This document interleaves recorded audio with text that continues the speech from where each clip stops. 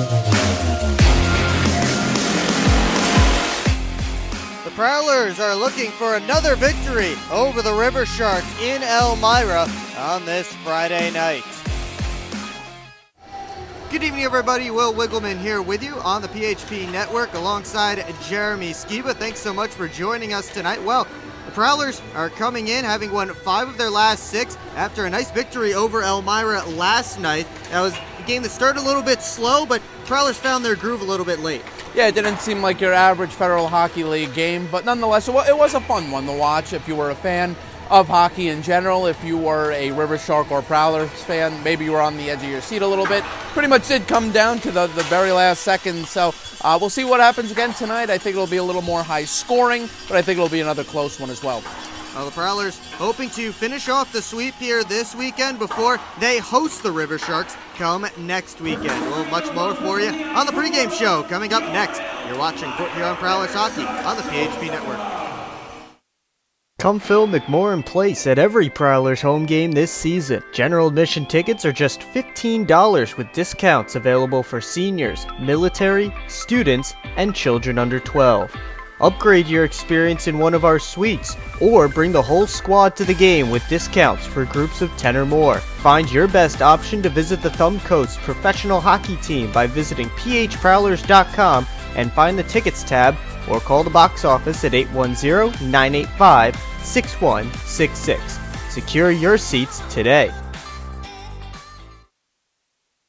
Welcome back to Elmira. We're minutes away from puck drop between the Prowlers and the River Sharks. Will Wiggleman, Jeremy Skiba back with you at First Arena. But before we get to puck drop on tonight's game, let's take a look back at last night's game. It was a 3-2 victory for the Prowlers, a tight one. As we mentioned in the open, a little bit of a slow start, but once the Prowlers got going, they got a couple of goals in that second period from Mitch Jones, who showed off the one-timer and the wrist shot.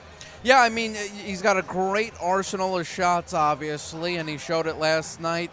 Just fell short of the hat trick. What would that have been his second on the year? His second on the year, yep. Yeah, that would have been been incredible. Excuse me. But he has another chance to do it again tonight. 7th multi-point game of the season for Jones, who has played 12 since becoming a Port Huron Prowler just before the new year. Alex Johnson, though, quietly, a goal and a couple of helpers, led all scorers with 3 points last night and got what ended up being the game-winning goal, but at the time it just looked like the dagger. Yeah, Alex Johnson is a great offensive defenseman. He came into the league originally as a forward, as we mentioned last night, and he shows his offensive prowess on the D end. Yeah, he cut past the defender and went wrist shot, stick side against Bernard, and it was a beautiful shot that pretty much sealed the game for the Prowlers. Now, both goaltenders did have good nights. Sammy Bernard making 35 saves. Tucker Tynan, not to be outdone, 32 on the other end for the Port Huron Prowlers. And Tynan now has victories in 4 straight games, and that is a season high for Prowlers goaltenders. And he is the hot hand right now for Port Huron. They'll be going back to him tonight, and we'll get more into the lineup just a little bit later. But the victory for the Prowlers was important because the Mississippi Seawolves also won last night. They beat the Carolina Thunderbirds at home. So with the Prowlers also getting a win, that means that they stay ahead of the Seawolves in 3rd place. Prowlers still do have that 1 game in hand, but they are still holding on to the 3rd spot in the Continental Division. Meanwhile, the River Sharks unable to get any closer to Watertown. Elmira still sitting at 6 points back of the Wolves in the Empire Division standings. And we talked about it last night at the end of the game, how tight the Empire is around the playoff picture cutoff, and compared to the Continental, where Baton Rouge is the first team out. They're 22 points away from the Mississippi Seawolves, and the Blue Ridge Bobcats, who gave Columbus some trouble last weekend, which we'll show you in the Continental catch-up coming up in the first intermission. They're 24 points out, so it's a lot different between the 2 divisions, at least near the bottom. Yeah, when you look at the Continental Division, I feel like the playoff picture, I don't want to say is already set, but it's looking like Port Huron and Mississippi are battling for spots 3 and 4. Columbus and Carolina for 1 and 2. Carolina has been on a little bit of a decline, not severely yet, since all those call-ups a few weeks ago. But yeah, overall, I mean, those spots are all up for play. And then in the Empire, I think really it's Elmira and Watertown. They're going to have to battle for that last spot. Again, it's a 6-point difference. So Elmira still has a lot to play for, and we're still, you know, in end of January, and we got about 2 months left of action. So nothing set in stone yet, but you might be able to see the picture come together. And, of course, Danbury and Motor City just 2 points apart, battling for that 2 and 3 seed, and that would be important because those two teams look like they're destined to play each other, and whoever might get home ice advantage there, that could prove important in a potential playoff series between the defending champion Hat-Tricks and the Motor City Rockers. Of course, the Prowlers might have a say in how that one goes, as they still have plenty of games left against Motor City this season. But tonight, the River Sharks will get this man back, Stephen Klink. He did not play last night, but from what I've been told, he will be in the lineup tonight. He is the leader in goals, assists, and points for the River Sharks. 14 goals, 16 assists, 30 points in just 18 games this season. He began the season with the Columbus River Dragons, but was traded in November and now has a point in all but one of his 16 games as a River Sharks. He's had a pair of 5-point games, and he's proven to be a guy who can turn it on for Elmira. He'll be a guy they'll look towards and lean on for offense. As we mentioned earlier, you know, we're thinking this might be a more offensive-heavy game, and with this addition here, I think that might prove our point, Will. Well, the River Sharks are going to need offense if they're going to overcome what has been a tough season as far as goals against per game. They're averaging over 4.5 goals against per game and under 3.5 goals for per game. So it's not a recipe for winning hockey games, and we'll see if Stephen Klink can help the River Sharks try and outscore the Prowlers, as the River Sharks seem to try and have to do in most of their games this season, just try to outscore teams. Now, last night we already talked about Alex Johnson, a goal and 2 assists for 3 points. Scored 63rd goal as a Prowler, and that broke a tie with Brandon Parkhouse for 4th on the Prowlers' all-time list. And I think the Prowlers will have to go back to him tonight and kind of quarterback that power play, set up some plays, and maybe take some offense into his own hands. We've seen him do it before. He's capable of it, and he's reliable defensively. So I'm expecting another big game from Alex Johnson tonight.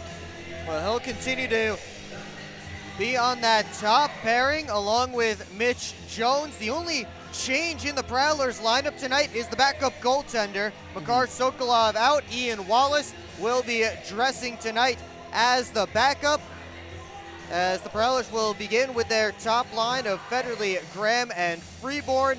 Jones and Johnson will also start things off tonight for Port Huron, as we're just minutes away from action here at First Arena. But again, they liked what they saw last night. Of course, head coach Matt Graham and assistant coaches Alex Johnson and Chris Paulin, who is running the bench now.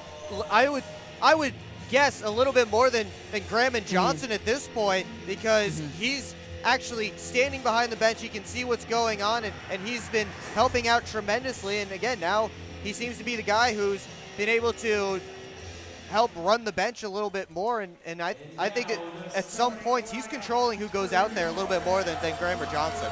Yeah, absolutely. And I would say also that decision goes into starting Tynan again. It's hard because for me, I'm not the biggest fan of goalies going back-to-back, but in this league, you're going to have to make exceptions some weekends, and I think this is the right move among the choices the Prowlers have tonight. Tynan was fantastic last night. Made I believe it was 32 saves or 30 saves in that game. So not a terrible workload for him last night, but he did make it look pretty at times. So we'll see what happens again. We'll see if he can steal another 2 wins on a weekend. This will be the 4th straight game for Tucker Tynan starting for the Prowlers, and with the start tonight, he'll also have started 5 of the last 6. since coming off of IR earlier this month, and he's helped the Prowlers get into a bit of a groove. As we get set for the first period, we'll give you the Orthopedic Associates starting lineup one more time. It's that top line of Austin Federley, Matt Cram, and Liam Freeborn. The top defense pairing of Alex Johnson and Mitch Jones, and of course Tucker Tynan in net once again. As we send you down to ice level for tonight's national anthem.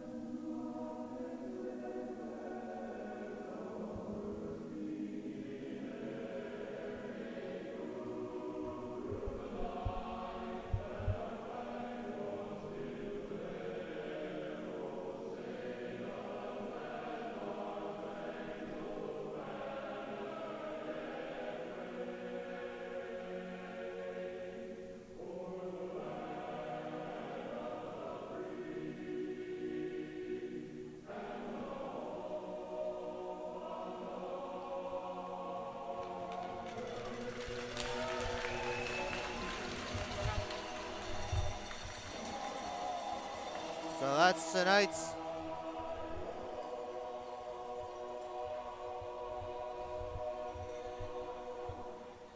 couple of extra bars in tonight's national anthem here from First Arena as the Prowlers and the River Sharks get set for action. And for the second straight night, the same starting goaltending matchup, Tucker Tynan and Sammy Bernard. And just look at those numbers for Tynan, a .227 goals against average and a .935 save percentage.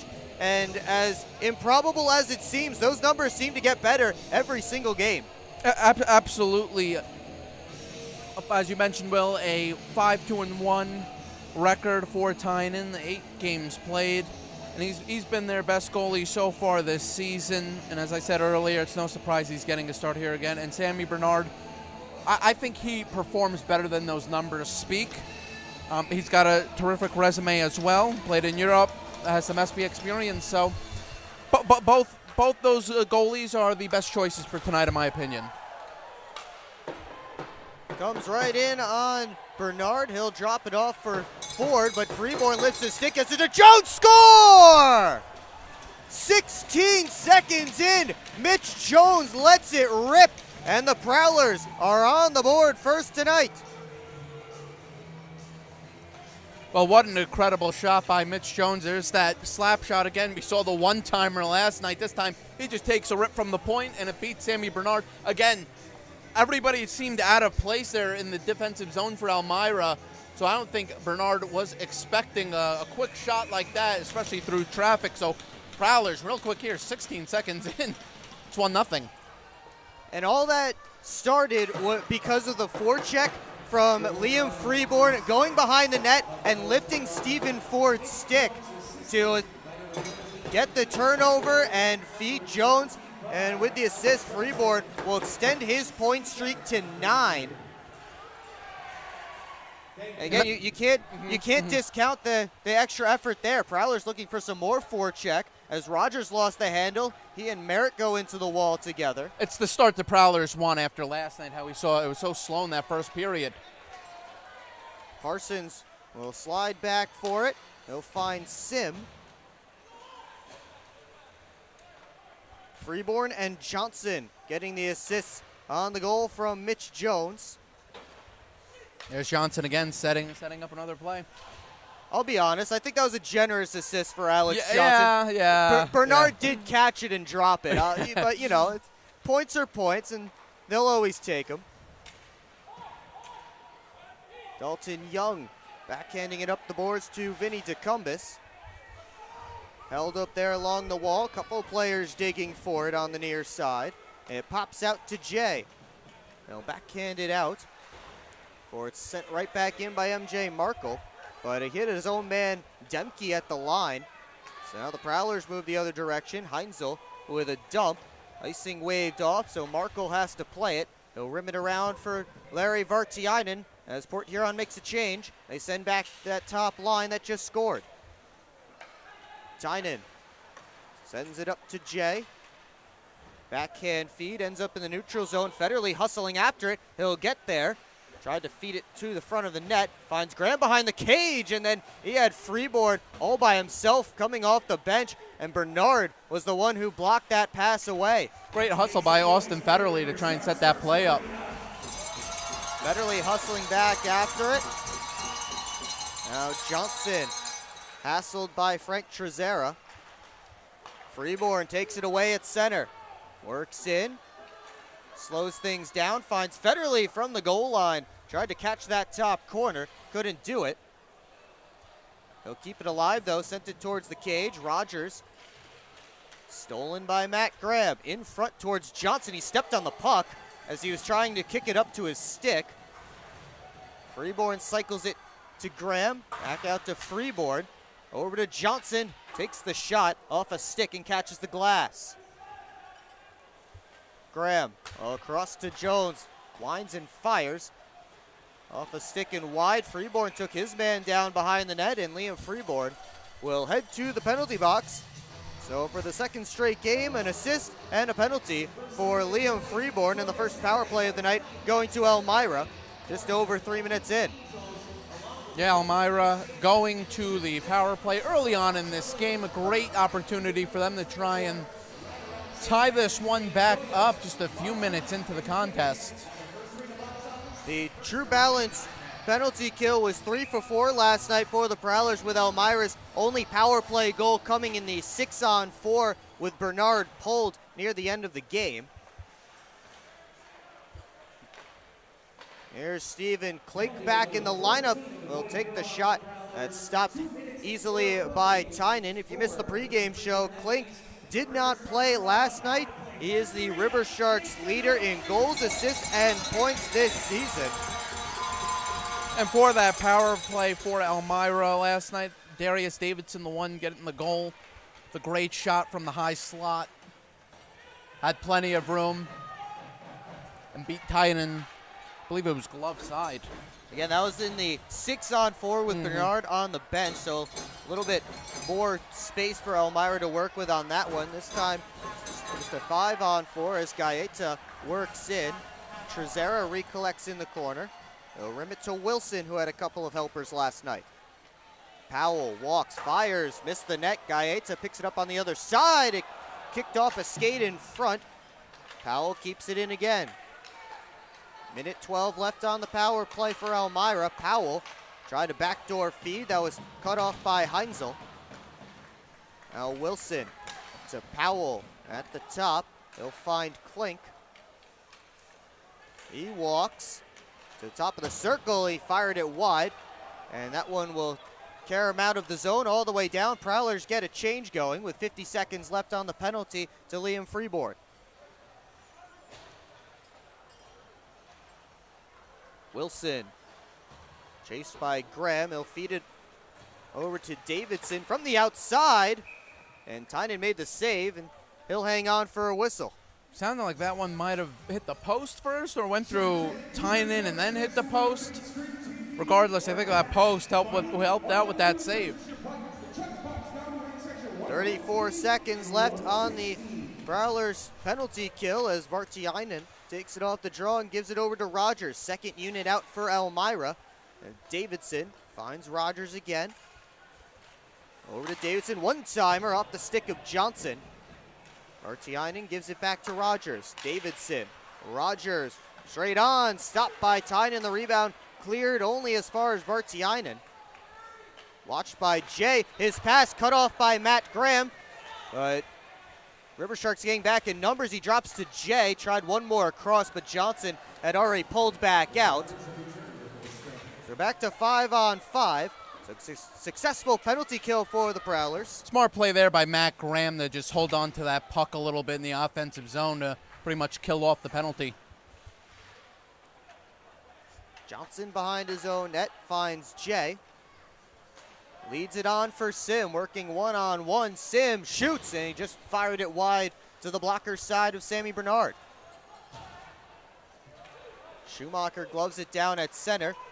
Chartrand tips it in. Now Vartiainen in the corner. Merritt digging away. Suicide scrum along the wall, pulled out by Demke. He finds Parker with a head of steam. Scores! Brett Parker ties things up on the breakaway. Just under 6 minutes into period one. Well, it's a breakaway goal for the River Sharks there. Backhand shot beats Tucker Tynan.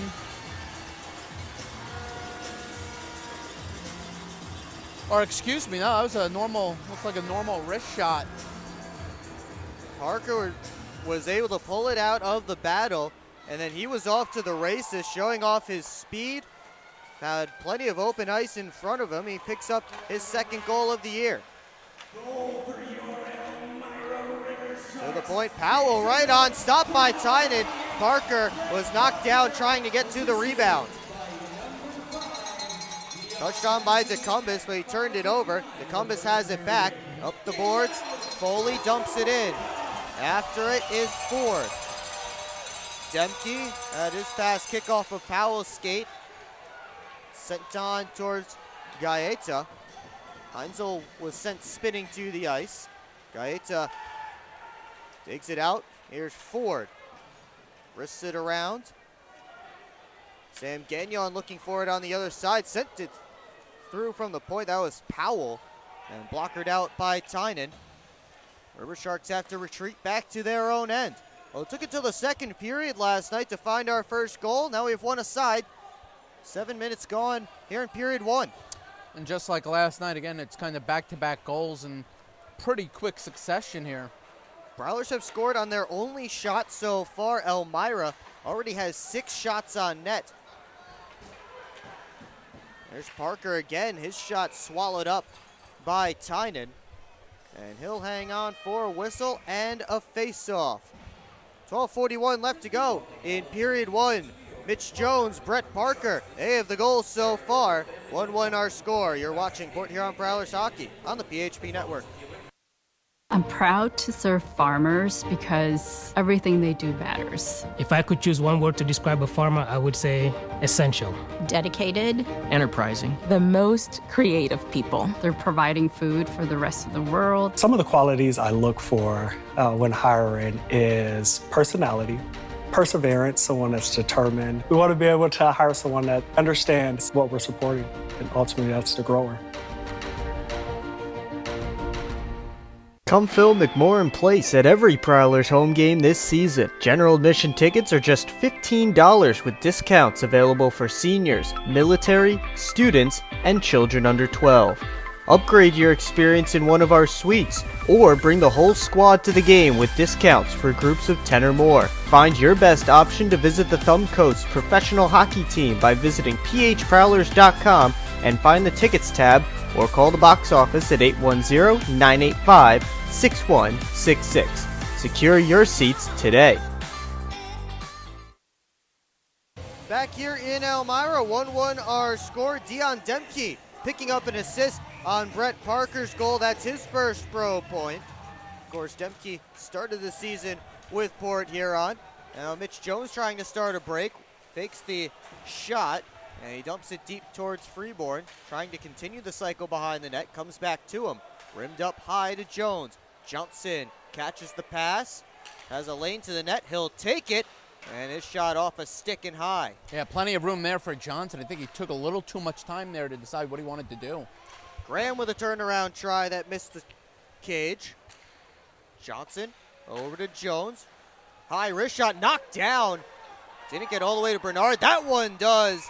And he swallows it up for a whistle and a face-off. And now Jones throwing hammers at Frank Trezera. Up, couple of uppercuts from Mitch Jones. Now a couple over the top. Trezera's down to a knee. Jones still with a couple of more, and he drags Trezera down to the ice.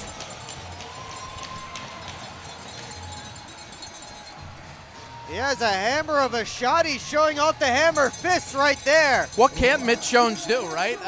He's fighting, scoring, playmaking. Absolute team player here.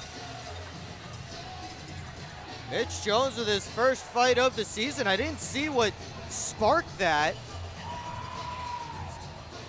Something happened up top. I think after that shot they came together, and it looks like they were giving each other a couple of slashes, and Mitch Jones certainly wins that one. Absolutely. I'd say he got almost all of the punches in. Absolutely, had the more punches, had the takedown. Yeah, we'll give that one to Mitch Jones for sure. They're still barking in the penalty box. Trezera up on his feet, yelling at Jones. Referees are chatting. Kyle Powell and Evan Foley are representing their squads in front of the referee circle. And I'm not sure if they're looking for like an instigator penalty or if there was something more on that play. Referees tonight are William Lyons and Gordon Laws, the linesmen Corey Stahl and Will Fannin. And William Lyons explaining to Foley and Powell everything that's going on. Nothing has appeared on the big board as of yet as far as an extra penalty. Obviously 5 for fighting on each side. Foley having some extra words with Lyons as Powell is headed back to his bench, and now Sam Gagnon will come over to the penalty boxes. So it looks like the Prowlers will need to serve, and there are 5 minutes up on the board for Mitch Jones. I'm not sure that is correct. Yeah, I don't believe it should be. It seemed like a normal fight. Didn't seem like there was any But now dirty Jones, type play. Now Jones is collecting his gear, and Mitch Jones may have been kicked out of this game, and it looks like he has. So no opportunity for the Gordie Howe hat trick for Mitch Jones, as he'll leave with a goal and a fight, and flexing a little bit on the fans here at First Arena as he heads off. I'm really not sure what he's getting the 5 for. We'll have to see when it comes down. Maybe a couple extra punches after the linesman got involved. That may be it. That's all I can think of. It seemed like a clean fight, and before the fight, it didn't seem like anything went on. Again, I think it may have something to do with maybe he threw an extra punch or two afterwards, or maybe he said something at the bottom of the pile, but that's all I can assume from up here. They've given him 5 minutes for slashing. Yeah. Slashing is the official call against Mitch Jones, so that may have actually been what sparked the fight. Frank Trezera has also left the penalty box, and he was pointing to his mouth as he heads off the ice, so I think he's going off for repairs.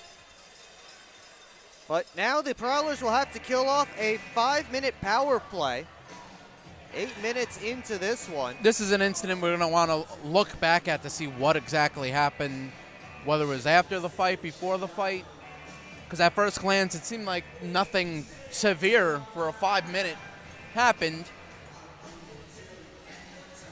Well, surely the league will take a look as they look at every single 5-minute major. That wrist shot deflects high over top of the net. Johnson tried to backhand it out. That was deflected. River Sharks immediately wanted a penalty, but that went off of the attacking River Shark before going out of play. Prowlers with a little bit of a break that time as a River Shark gets their stick in the way. Face-off will stay in Prowlers territory. Foley and Peavy to take this face-off.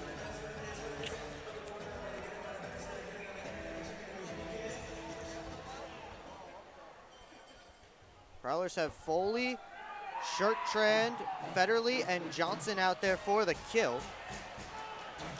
River Sharks with their top power play unit. Klink over to Powell. Switching spots with Wilson. Powell walks down. Up high, Wilson. Peavy in front of the net. Gaeta also on this man advantage unit, but the pass to Klink eluded him. And Foley able to send it down. Shorthanded hustling after it. Bernard will beat him to the puck, though. Great aggressive play by Bernard there to potentially stop a one-on-one chance. Quick shot by Gaeta as he entered the zone, swallowed up by Tynan. He'll hang on for a whistle and a face-off. Prowlers have killed 43 seconds of the 5-minute power play so far. That shot there by Gaeta right into the stomach of Tynan. Easy cover-up as Prowlers get to make a change here. Still have about 4 minutes to kill off. Both teams switching up the units. As it's tied up at the face-off circle, Muka able to get back to the point. He has it again. Behind the net to Ford. Muka in the corner. Walks out, and his shot blockered by Tucker Tynan. Davidson up high. Shot through traffic, blocked. Rogers trying for a backdoor feed. That was actually cut off by a River Shark in front of the net. It was Muka. We thought the pass may have been for him. Merritt slipped and fell as he was trying to clear it. So puck stays in. Comes out to Vartiainen, claps one. Caught up in some bodies. Where is it? They'll blow it dead. I think it's caught up somewhere in Ford and Parsons. And I think that may have gone into Brian Parsons' glove. Parsons giving the puck to the ref there. Yeah, I think it got stuck in his equipment. As Ford and Parsons were battling right in front of Tucker Tynan, Vartiainen just stepped into the loose puck. Yeah, great shot by Vartiainen and a great play by Brian Parsons to sacrifice the body there. Just got caught up in there. Off the face-off, Johnson sends it the length. Powell behind his own net as the top unit back out there for the River Sharks. He gives it up to Klink, sends it along. Peavy looking for Gaeta, hassled immediately by Heinzel. Puck slides to Graham. He'll send it out, and this time Shorthanded will get a breakaway to the backhand. He's stopped by Bernard. Johnson flying in for the puck, sends it in front towards Shorthanded. He couldn't handle it. Elmira works back out. Wilson had it poked off his stick by Foley. Powell collects it off the boards on the near side, fakes the shot. Now he puts one on, bouncing around down by the crease and cleared down by Shorthanded. Great opportunities for both these teams on special teams. Both players there with the shots, making some nice moves on the goalie. We approach 2.5 minutes to go on the 5-minute major to Mitch Jones. 4 shots so far for Elmira on the power play. River Sharks work back in. It's given to Ford. Now Vartiainen collects and finds Rogers. The return feed towards Vartiainen. He'll have to hustle it back down. Rimmed all the way around. Gaeta takes a look, and he'll rim it back over to the far side to Vartiainen. Attacked by Graham. Gives it to Rogers. His pass to Davidson. At his pocket, picked by Parsons, who clears it out. Prowlers get the forwards off. As Rogers looks to quickly move back in, Vartiainen with another rim in Ford's direction. He and Federley come together. Ford out high to Rogers. Over to Vartiainen, one-timer. He whiffed on it. Merritt trying to work the other direction. Now Jay picks up the puck. Prowlers have a 2-on-1. Jay to Merritt. Score! The 2-on-1, short-handed. Another shorty for the Prowlers this season. They're 7th. With 8.5 to go in the first, Port Huron has the lead again. Great penalty kill so far for Brian Parsons. That block shot there sets up the 2-on-1, Dalton Jay and Sam Merritt. Jay, I thought he was going to shoot at first, it looked like, but he elects to pass, and Merritt finishes the play. Great job by the Prowlers so far on this penalty kill, and we said it all the time last night. They're going to be aggressive. They're going to want to get some shots in when they're down a man. They still have 1:30 left So it's not over yet, Will. 7th of the year for Sam Merritt, his first shorthanded. He led the team last year with 3 shorthanded goals. Again, the Prowlers with their 7th shorthanded goal of the season. And it's another shorty. They had one in each game last weekend against Motor City, and those were both game-winning goals. And, well, if the River Sharks don't score again, this one would also hold up as a game-winning goal. Schumacher backhanded it along. I was going to say, ends only up on Powell's stick. would have been a great play by Schumacher. If his man there picks that up, they would have entered the offensive zone cleanly. Powell just held the line. Powell has it again. Over to Wilson. His shot right into the chest of Tucker Tynan. He dropped it, but quick whistle comes from the referee over on the far side. 39 seconds left to go on the power play for Elmira, but it's the Prowlers who score shorthanded to take the lead back. You're watching Port Huron Prowlers hockey on the PHP Network.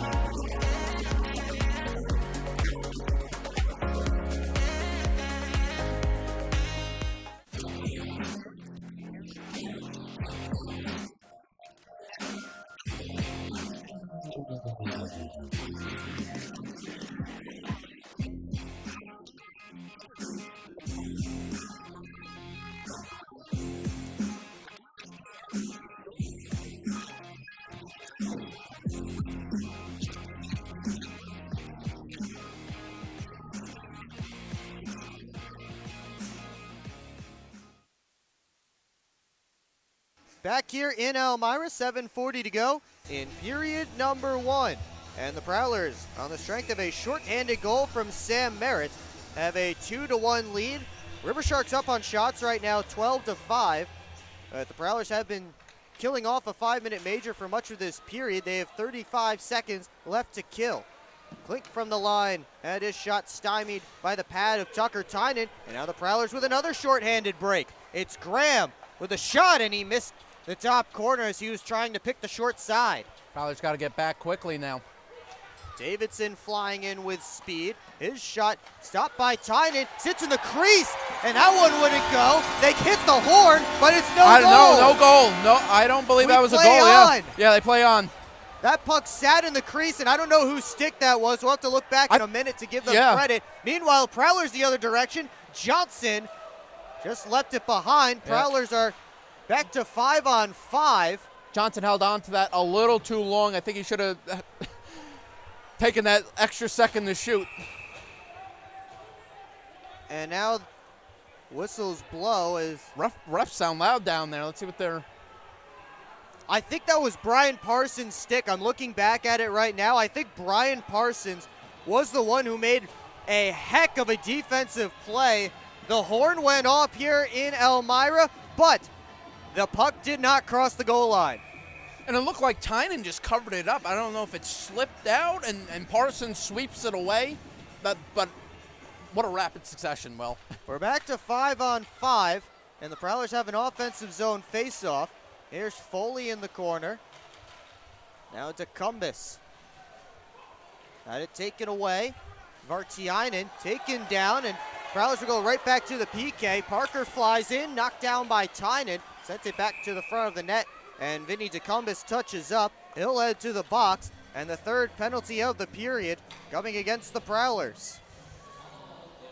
Well, Prowlers are going to need another 2 minutes here. A penalty kill success, as it's, a blatant trip on Vartiainen by DeCumbus. No argument there, as Prowlers have already spent 7 of the first 13.5 minutes of this period shorthanded, but they do have a 2-1 lead. One of those goals coming shorthanded. We'll see if they try and do it again. Powell with a long-range shot caught by Tynan. Against his chest, he'll hang on for a whistle and a face-off. Yeah, he's able to hold on to that one this time. Again, not sure what happened earlier, if it slipped under his padding or how that puck dropped. But this time he secures it safely. And again, it was Brian Parsons who saved the goal on that opportunity. Powell kept that puck in at the line, and that's going to even things up as Merritt had his stick slashed out of his hands. At first, I thought it was an offside. I thought that puck crossed the line, but no, you are right. Penalty coming up to Elmira. So Prowlers get a little bit of a break. That's Elijah Wilson heading to the box. So that only took 13 seconds for this one to be evened up. We'll have a minute 47 of 4-on-4, and then a very brief 13-second Prowlers power play. This game has been a complete 180 of last night, what we saw, and it's not surprising. Both these teams ready to go here tonight. Graham wins the face-off. Schumacher finds Johnson quickly across to Freeborn. Johnson has it again. Back to Freeborn. Down low, looking for Schumacher, who was jumping in. They couldn't connect. Yeah, we'll see if they change up their schemes on the power play here with Mitch Jones out of the game. You can't go to him for that one-timer. They won't have much time on the man advantage when this 4-on-4 ends, but certainly that's something to look for as this game moves along. Here's Pozar looking for Gaeta. Freeborn took it from him, but his pass off of Gaeta. Schumacher comes back to rescue it. Up the boards to Johnson, touches it to Graham. Trying to send Freeborn on his way, smacked away by Rogers. Graham almost with a beautiful pass there to almost set up a breakaway. Heinzel backhands that one rink wide. Graham picks it up, goes back to Heinzel. Prowlers in the midst of a change, 45 seconds left in the 4-on-4. Federley makes a move, he'll curl back, and looks like we may see Austin Federley playing defense for the rest of this game, as again we talked about Mitch Jones being gone, and that's what you can do when you have a guy like Austin Federley who has experience at forward and defense. Here Davidson sending it down low, and right poke check. He couldn't get the shot away as Adam Heinzel just got his stick in there. What that would mean with Federley, if he is indeed on defense for the rest of this game as the Prowlers ice the puck, it would probably mean we see a lot more of Sam Gagnon, the extra forward, here tonight. That's the interesting thing about the FHL. You get that extra forward to make some adjustments. 3 seconds left in the 4-on-4, and then a brief Prowlers power play when we come back on the PHP Network.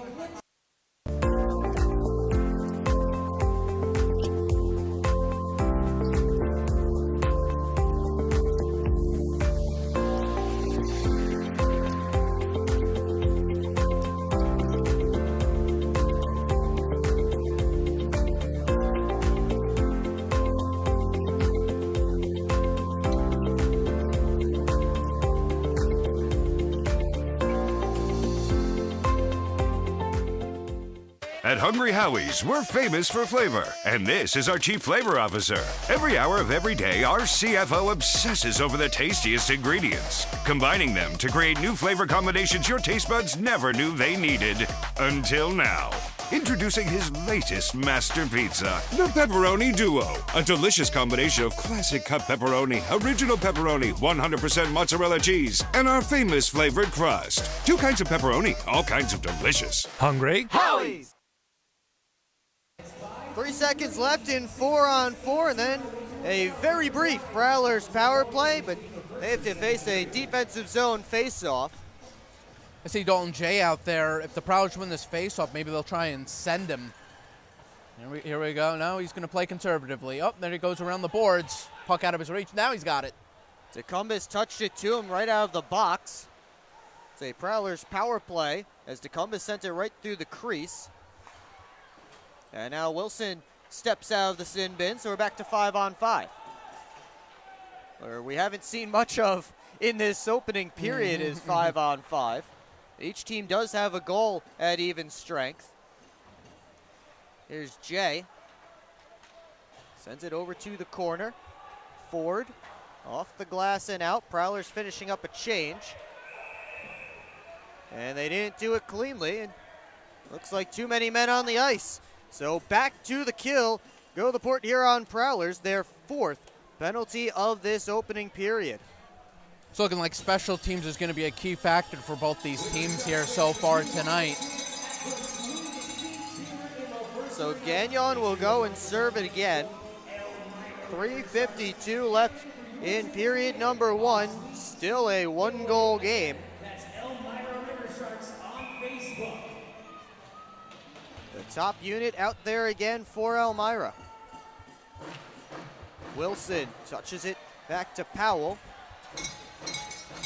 Head up, they'll find Gaeta in the corner, who gives it right back. Powell shot it right into Dan Chartrand. Wilson comes up to take the puck. Chartrand poked it away from him. Wilson trying to work it through Foley, but he just got it over the blue line. So offsides against the Prowlers as Chartrand was hanging out behind. If Foley could get that one through, Chartrand would have had himself a one-on-one with Sammy Bernard. I was going to say, it looked like the Prowlers were playing a little more conservatively there.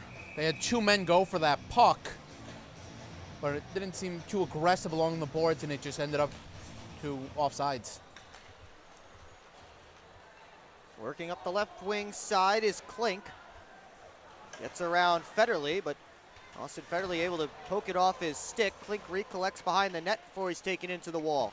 4 River Sharks there digging for the puck. They rim it up the near side. Nobody home at the near side point, so Powell has to play it in his own end. Trezera up towards Klink off his stick. Federley smacks it down. Well, Federley didn't get all of it, but it did the job. Prowlers get the change.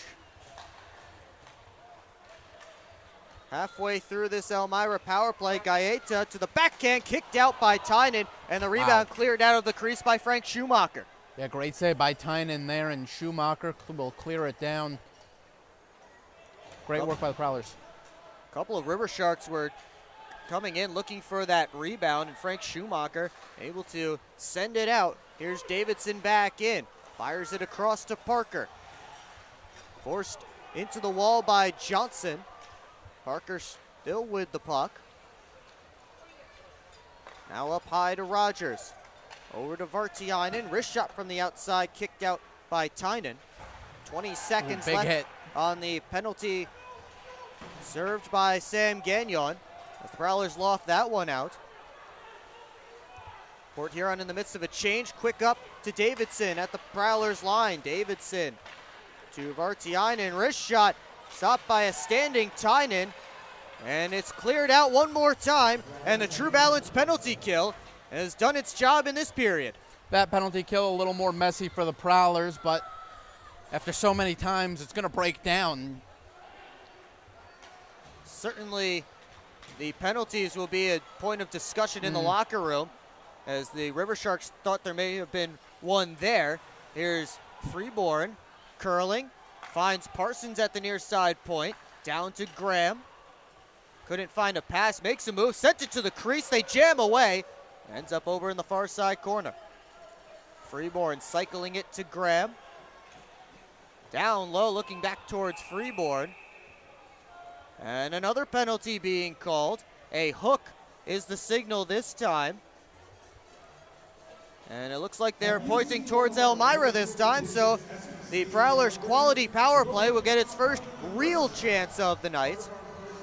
I was going to say that time around, will Prowlers' offensive zone making some passes.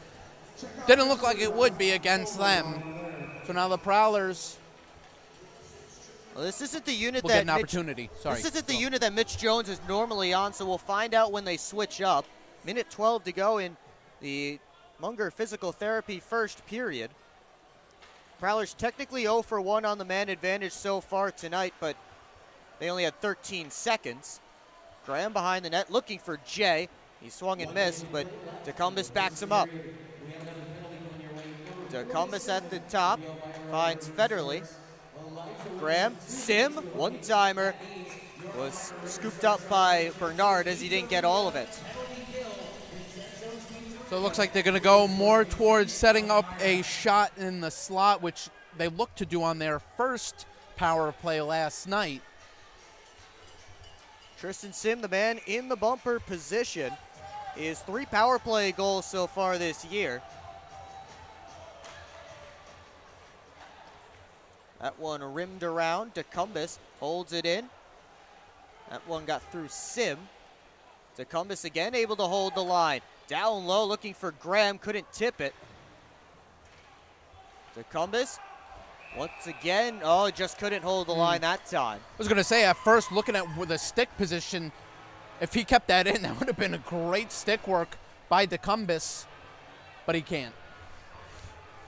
So now the Prowlers will send out the other power play unit, and it looks like Dalton Young will take Mitch Jones's spot out there with Chartrand, Foley, Freeborn, and Johnson.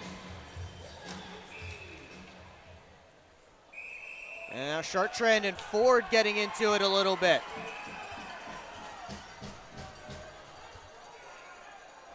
I wonder if they'll use Dalton Young the same way they use Mitch Jones, looking for that one-timer, or if they'll look for Alex Johnson in the one-timer spot and use Young as more of a facilitator. It wouldn't surprise me if they go to Young in that spot. I mean, he's another player with a great shot arsenal. But it could be Johnson as well. Prowlers only have about half a minute to work with in this period. Young dances his way in, gets it to Freeborn, but he couldn't get the backhander to go. Freeborn, seam pass, Young shot, swallowed up by Bernard. Not much of an angle there for Dalton Young. Bernard hugging the post as he's a left shot, so it's going to be tough to find that other side of the net. The Prowlers will get another offensive zone draw here. 12 seconds left. See if they can set up a passing box and maybe let one rip. Chartrand will take this face-off. He wins it back to Johnson.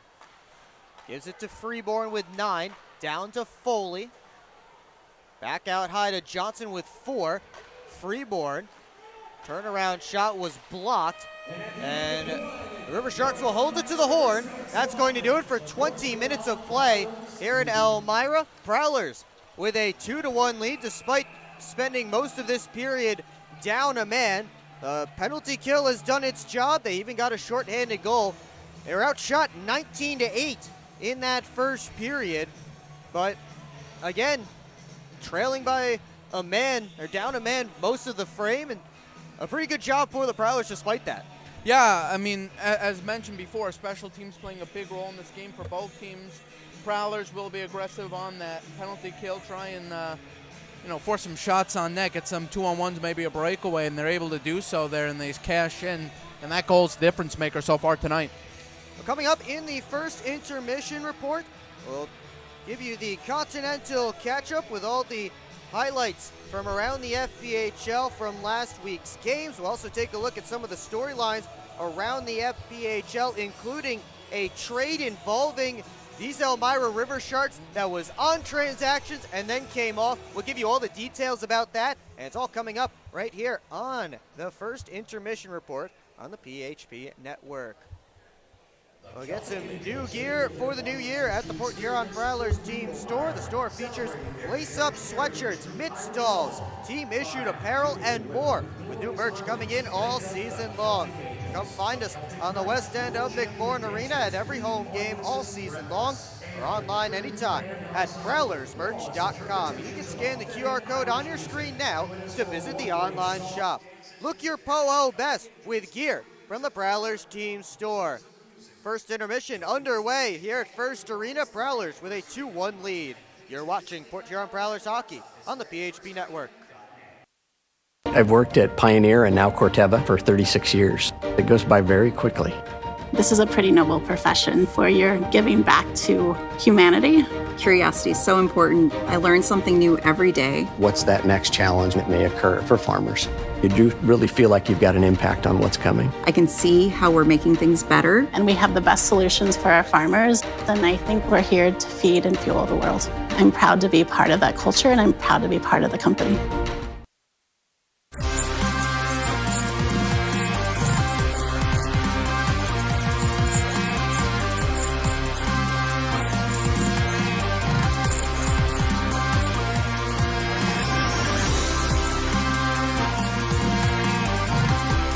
At Hungry Howie's, we're famous for flavor, and this is our Chief Flavor Officer. Every hour of every day, our CFO obsesses over the tastiest ingredients, combining them to create new flavor combinations your taste buds never knew they needed. Until now. Introducing his latest master pizza, the Pepperoni Duo. A delicious combination of classic cut pepperoni, original pepperoni, 100% mozzarella cheese, and our famous flavored crust. 2 kinds of pepperoni, all kinds of delicious. Hungry? Howie's!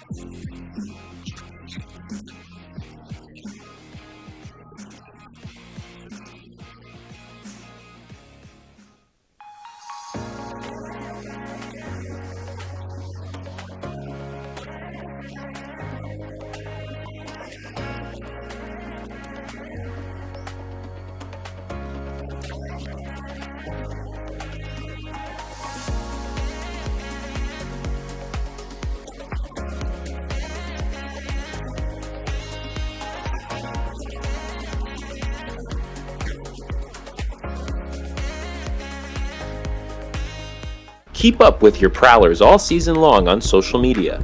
Follow us on Facebook at the Port Huron Prowlers, Instagram at PH Prowlers, and Twitter at PH Prowlers. And you can find more information on our website, phprowlers.com.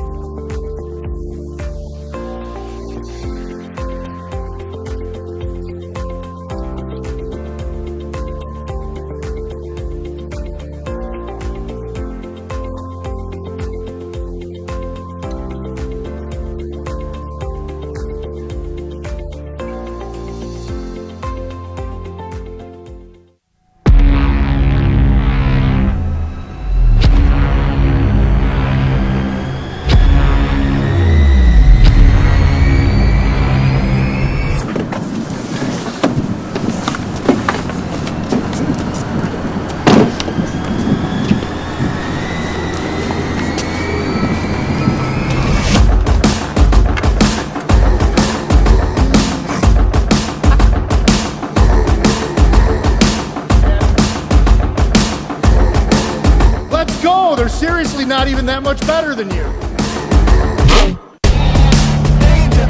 Should've just got a ticket from phprowlers.com. I should have just bought tickets at phprowlers.com. I got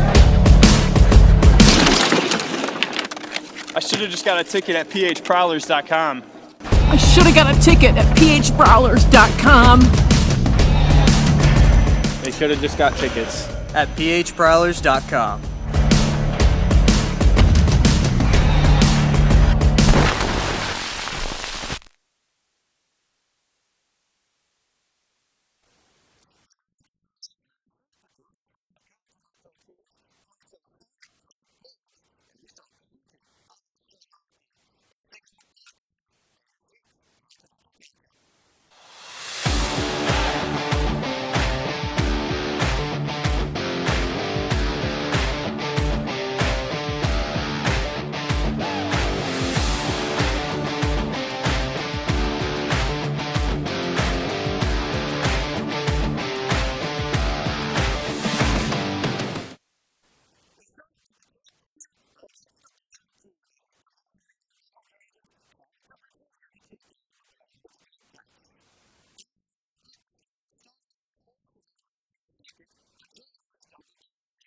Puck ends up with Lindbergh. Lindbergh leaves the zone with it. And now it's bounced right back in. Here's Wickline in behind the D with a rolling puck in with a feed back door. They score!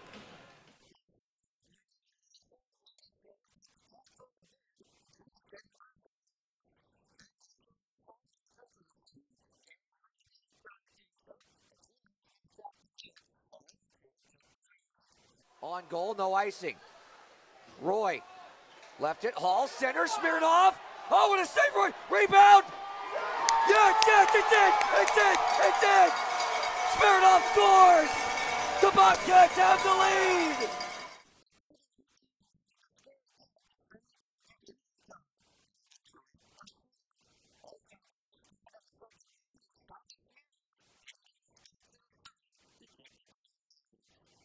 He will face Smirnoff,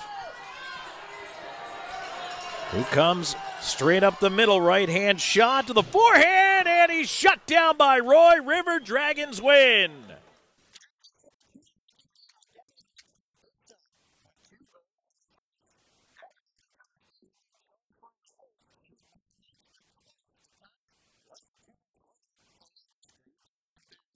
Storjahan on it, flips it, cross ice, Laheka. Left circle, feeds it into the traffic, they score! The puck hit Jemayev in the skates, and he found it immediately, got the shot away, and he's able to put it home past the left pad of the goaltender Liskowitz. River Dragons jump back in front, it's 3-2. Ivanov, stretched ahead, blasts off, in alone, scores! We're tied!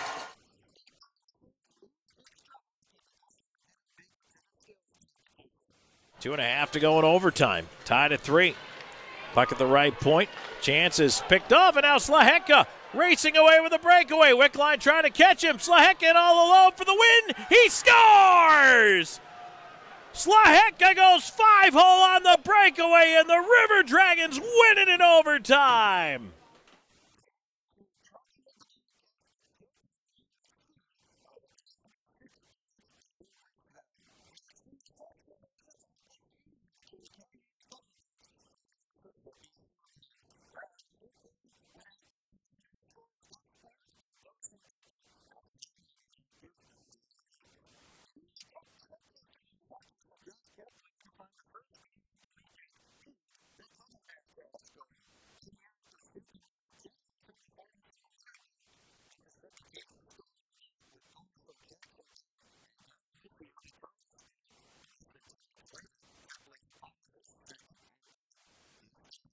Pastuca throws one in and not able to get there. Here's Keplinger, though. A shot, and he scores!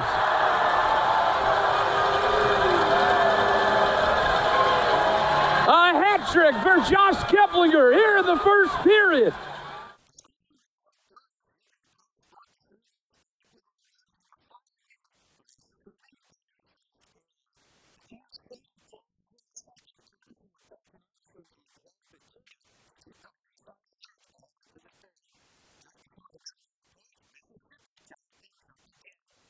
Turner to Stoya. Gets it right back at the Flow logo. Sends it to Lirakos. Centering pass in front. Bond trying to get a shot away. Puck in the crease, and they say it went in.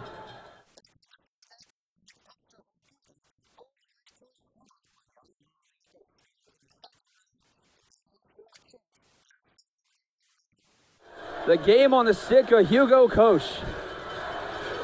In the shootout, Koch scores.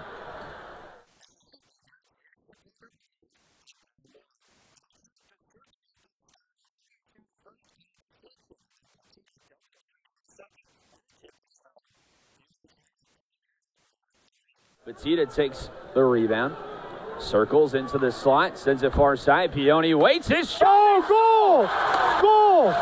Justin Pioni, I honestly think it got tipped in, but Justin Pioni, what a shot! And it looks like Zach Horn gets the deflection in front.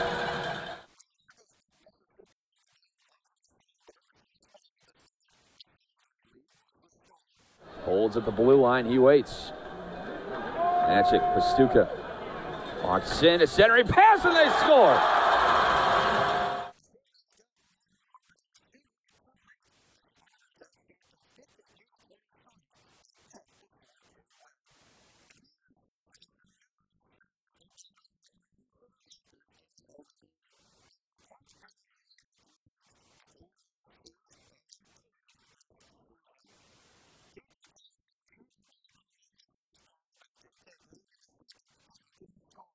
Now Chartrand Chips it along, Sim has it, bounces it off the boards to Merritt. Has help joining him, gives it to Jones, gives it back, score!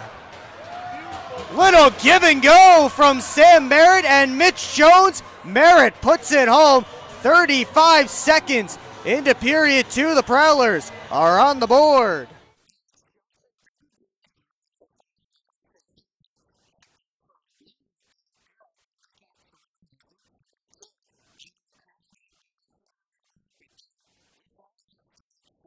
Quick shot by Colton, stopped by Tynan. Colton gloves it down at the line, gave it away. Here's Jay on a breakaway, score! Dalton Jay, shorthanded, restores the 3-goal lead for the Prowlers.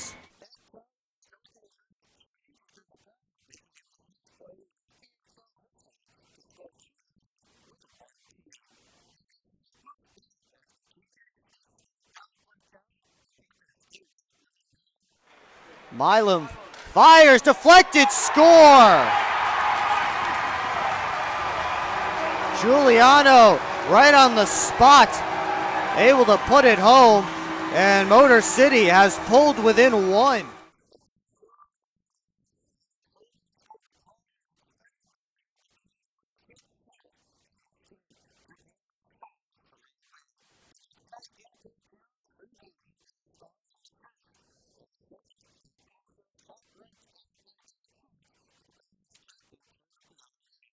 Gave it up to Foley. He'll bounce it off the wall, head after it. Milam got there first, but Foley takes it. He scores! Evan Foley, shorthanded goal. Prowlers up 2-0.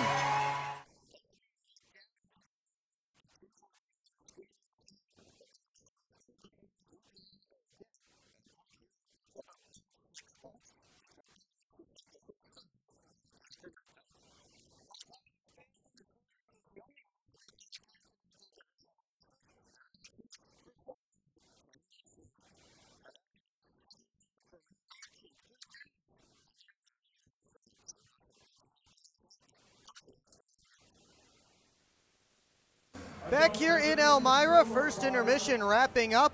2-1 Prowlers through 20 minutes of play, which you might be surprised by if you look at the rest of the stats, which we will show you in just a few minutes. But before we get there, we take a look at the out-of-town scoreboard with all the scores around the FPHL right now. After last night, just one other game in the league, but now a full slate of games, and we start in nearby Watertown, where the Binghamton Black Bears have a 1-0 lead on the Watertown Wolves on the strength of a goal from their captain, Tyson Kirkby. That came 49 seconds into the game. The Columbus River Dragons have a goal from Cody Wickline. They're up 1-0 on the Baton Rouge Zydeco in the first period in Columbus. Back in Michigan, the Motor City Rockers and Blue Ridge Bobcats are knotted at none in the end of the first intermission as those two battle for the second straight weekend after the Rockers visited Wytheville last weekend. And finally, one more game set to drop the puck in just about 10 minutes from now, the Carolina Thunderbirds and the Mississippi Seawolves, and that's an important one for the Prowlers to watch as the Seawolves still sit 2 points back of Port Huron for the third spot in the Continental. Yeah, Mississippi had a big win last night over the Thunderbirds. Some question marks popping up in Carolina after those call-ups, and Mississippi gets a 4-1 win. I believe that's what the final score was last night. So we'll see what happens in back-to-backs if Carolina can pick up 3 points. So now we take a look at the storylines around the league, and we start with the Zydeco signing rookie forward Josiah Rowan, who played at Bethel University, and coach MJ Graham, who started as just a player, then was named the interim coach and no longer a player, then became a player coach, and now he'll no longer play once again. So MJ Graham was released as a player, still the coach of the Zydeco. They signed Rowan to fill in his spot. The River Sharks made a trade today for Sartorios Karageorgis from Baton Rouge. It was on the transactions list, and then it was taken off the transactions list, so I got some confirmation from people here in Elmira. Since I am here. I got to chat with people in the know. They told me that yes, that trade did indeed go through, but they didn't want to put it on the transactions until tomorrow because Kara Jurgis won't be in the area until tomorrow. So they sent it in late to try and get it put on the transactions tomorrow instead of today, but the league put it on the transactions today, and I guess that's what happens when you're the league's team. They get things up quickly, but either way, that is confirmed to me from sources within the organization that yes, that trade was made official and will be made official again tomorrow. Finally, the Blue Ridge Bobcats get a couple of players back in Justin Daly and Dominic Matanak. Now we take a look at the stats for this game. It's been all River Sharks in the shots department, and why not? They're 0 for 4 on the power play right now, as the Prowlers' true balance penalty kill has put in some work so far. Mitch Jones also out of the game, so we'll see how they move forward with that. Yes, Mitch Jones is out of the game after he was ejected in the first. After his fight, the Prowlers still with that 2-1 lead, and they will have a power play to begin this second period. But first, we take a look at the PHP Network trivia question. The River Sharks, the third team in FPHL history with the word river in their name. We just talked about one of the other two, but we want to know what the other two are. There's another active team, one defunct team. Put your guesses in the comment section, and we'll give you the right answer ahead of period number 3. But for now, a Prowlers power play as Sammy Bernard is set in the goal crease to our left.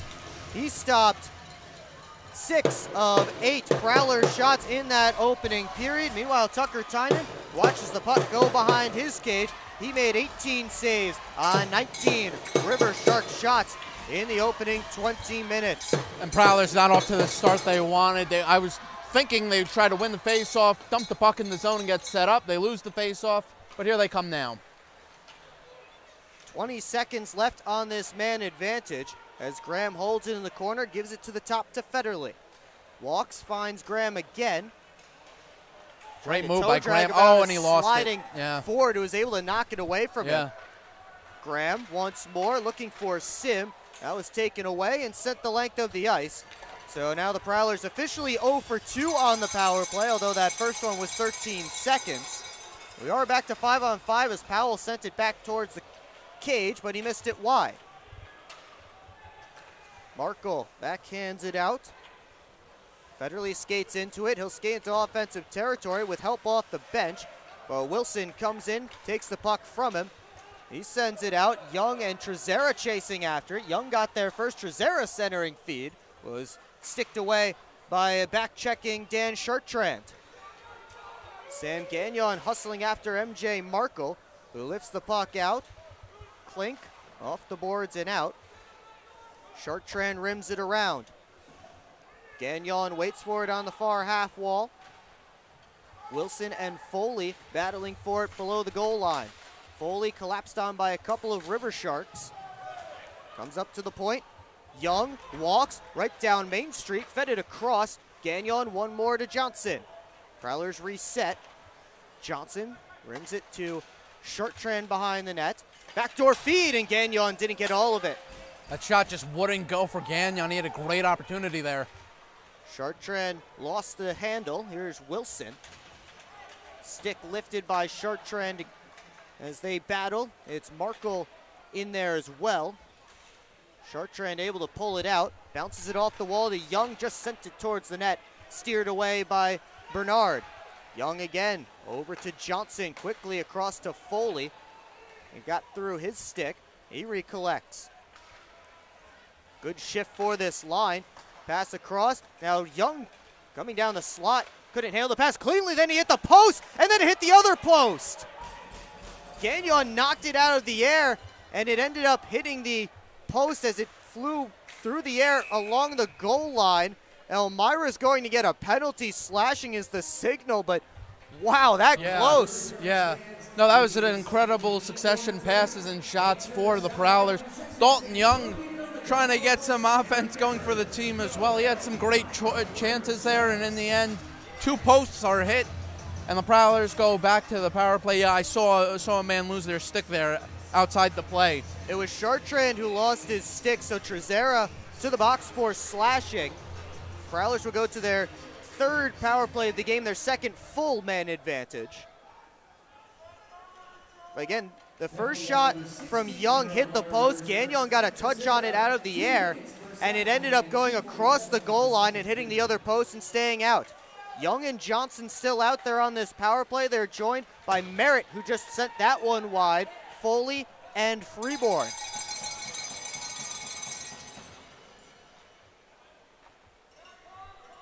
Young, of course, taking Mitch Jones's spot on this power play.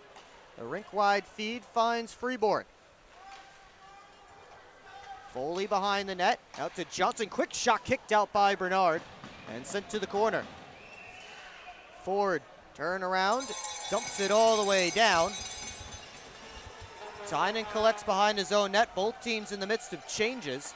Tynan playing it away from Parker, who's hassling Alex Johnson. About halfway through this power play for the Prowlers as they begin to switch up the unit. Here's Johnson walking in with numbers. DeCumbus to Sim. That's poked along by Graham as Sim couldn't get that one to a shooting position. Sent all the way down again.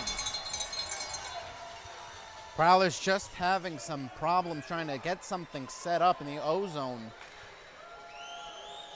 DeCumbus weaves through center, finds Federley. Pass too far ahead, and DeCumbus couldn't keep that one in at the line. So offsides against the Prowlers. 33 seconds to go on the penalty to Frank Trezera.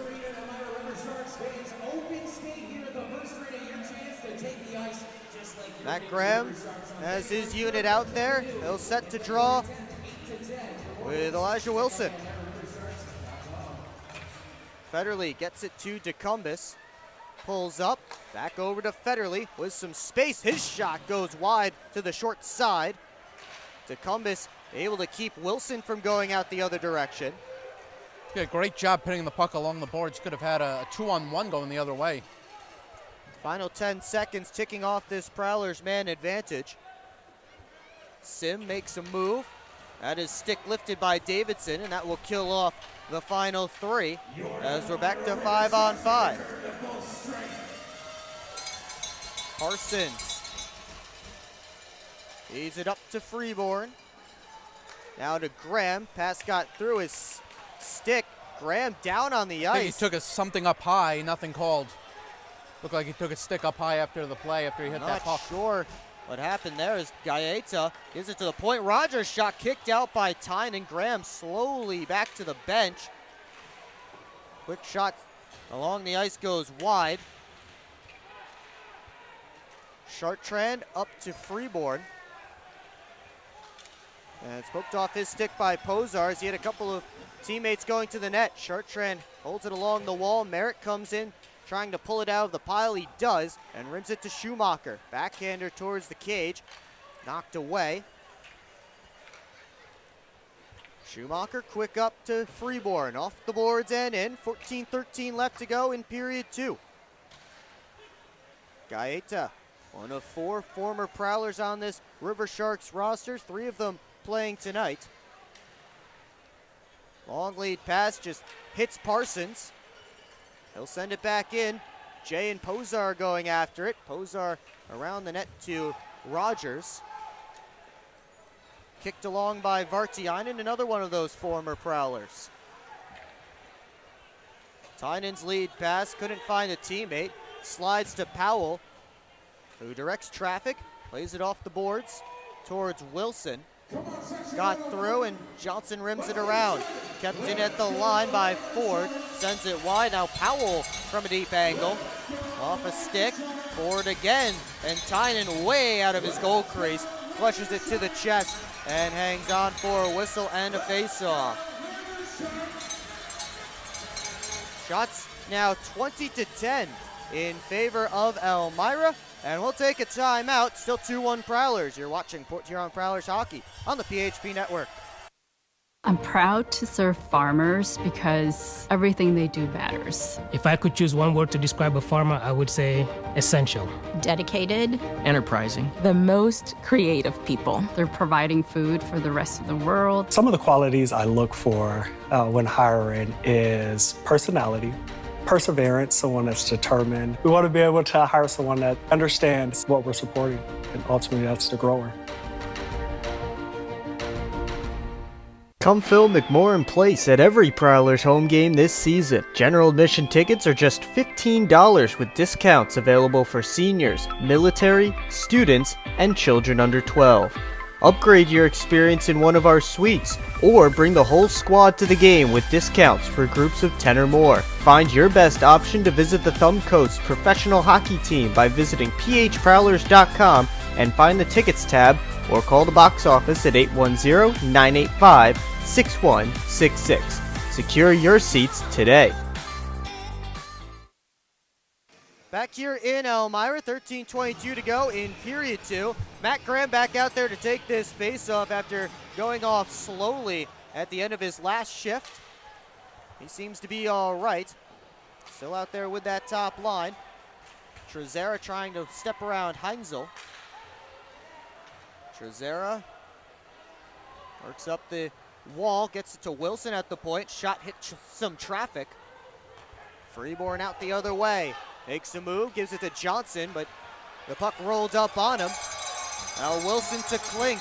Wilson going to the net. Klink gets it to him, and Tynan stuck out the goal stick for a little poke check. Now his stick's in the corner. That shot up from Trezero goes wide, and Tynan hops on top of the puck at the side of the net to get a whistle. Great little succession of saves for Tynan there. Prowlers let a 2-1-1 get the other way on them, and he makes 2 more saves after that. Again, he likes to make them look pretty. He's a pretty fun goalie to watch as we stick with that 2-1 lead for the Prowlers.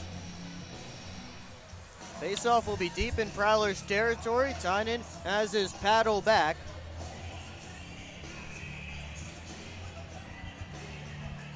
Port Huron has the Merritt line out there against Blake Peavy's line for Elmira. And Peavy has been ejected from this faceoff. So Davide Gaeta will take it. Merritt wins it back. Young up to Chartrand, on for Merritt. Flying in with speed.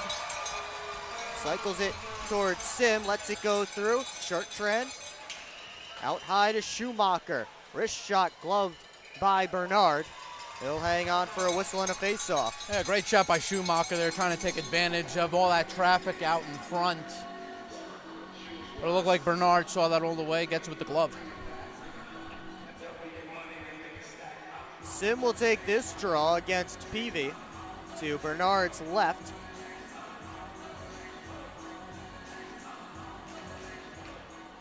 Won by Sim. Young hustling after. He's able to keep it in. Great hustle. Chartrand curling away from Peavy. Sim chasing back after that puck. Has it off the wall. Schumacher, the one-timer, kicked out by Bernard. Merritt back towards the net, tipped by Chartrand. Bernard forced to make another kick save. Prowlers getting some changes in as Chartrand holds it against the wall. Foley comes in to join the battle. They continue to dig away. Wow, fans are getting really rowdy here. They're little restless. Puck slides out to center. Schumacher back up to Chartrand. He turns in, backhands it deep, and he'll complete the change as Dalton J steps on the ice. Davidson tried to flip it out. Davidson has it again, making a couple of moves at the Prowler line, lost the puck, and ended up drawing his team offside. 11, go ahead, Will. 11-12 up on the clock here in the second, and the faceoff coming just outside of River Sharks territory. I was going to say a little earlier, it seems like this game is kind of back to that back and forth, a little bit slow here. These teams kind of starting to slow down a little bit here, but there's always a calm before the storm, so we'll see what happens next here? Parsons gives it up towards Federley. Vartiainen able to steal it and keep it in, but only for a moment as Freeborn lifted his stick. So it looks like Federley back up front. Prowlers running with 5 defensemen right now. Federley to the backhand, stopped by Bernard. Back in front from Graham. Freeborn collect it, try to give it back to Graham heading towards the front of the net. Mocha back in, taken into the wall by Parsons. Johnson takes the puck and heads out. Johnson from the outside all the way around. Johnson still with it. Behind the net to Graham. Tried to centering feed, sits there in the crease, and they blew it dead, but the puck was loose. Yeah, that was... And it doesn't look like the net came off either, Will. I mean, that puck was loose. That's an errant whistle. It was Gordon Laws, the referee, over in the near side corner, who blew it dead, and he may not have been able to see that that puck was loose. Bernard did jump out to try and cover it. So maybe he saw that and thought that he did in fact cover it. Prowlers up on shots in this period, 6-1 so far. Jay's shot towards the net was blocked. Heinzel a drive. And it's gloved down and covered by Bernard.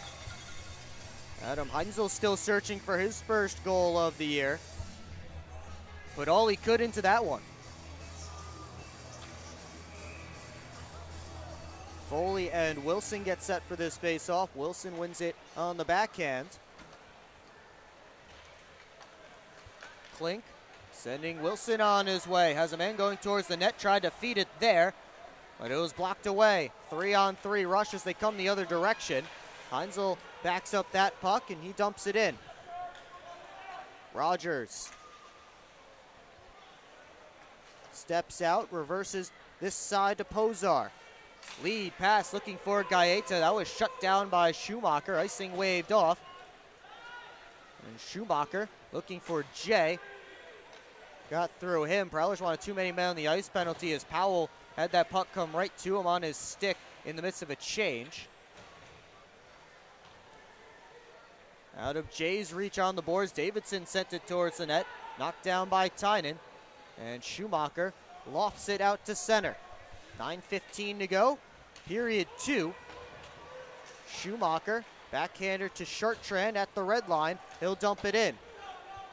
Port Huron gets a full change as Ford gets it up to Davidson, but once again, Elmira offsides at the Prowler line. Tick under 9 to play here in the Hungry Howie's second period. No goals yet in this frame, still 2-1 Prowlers. You're watching Port Huron Prowlers hockey on the PHP Network.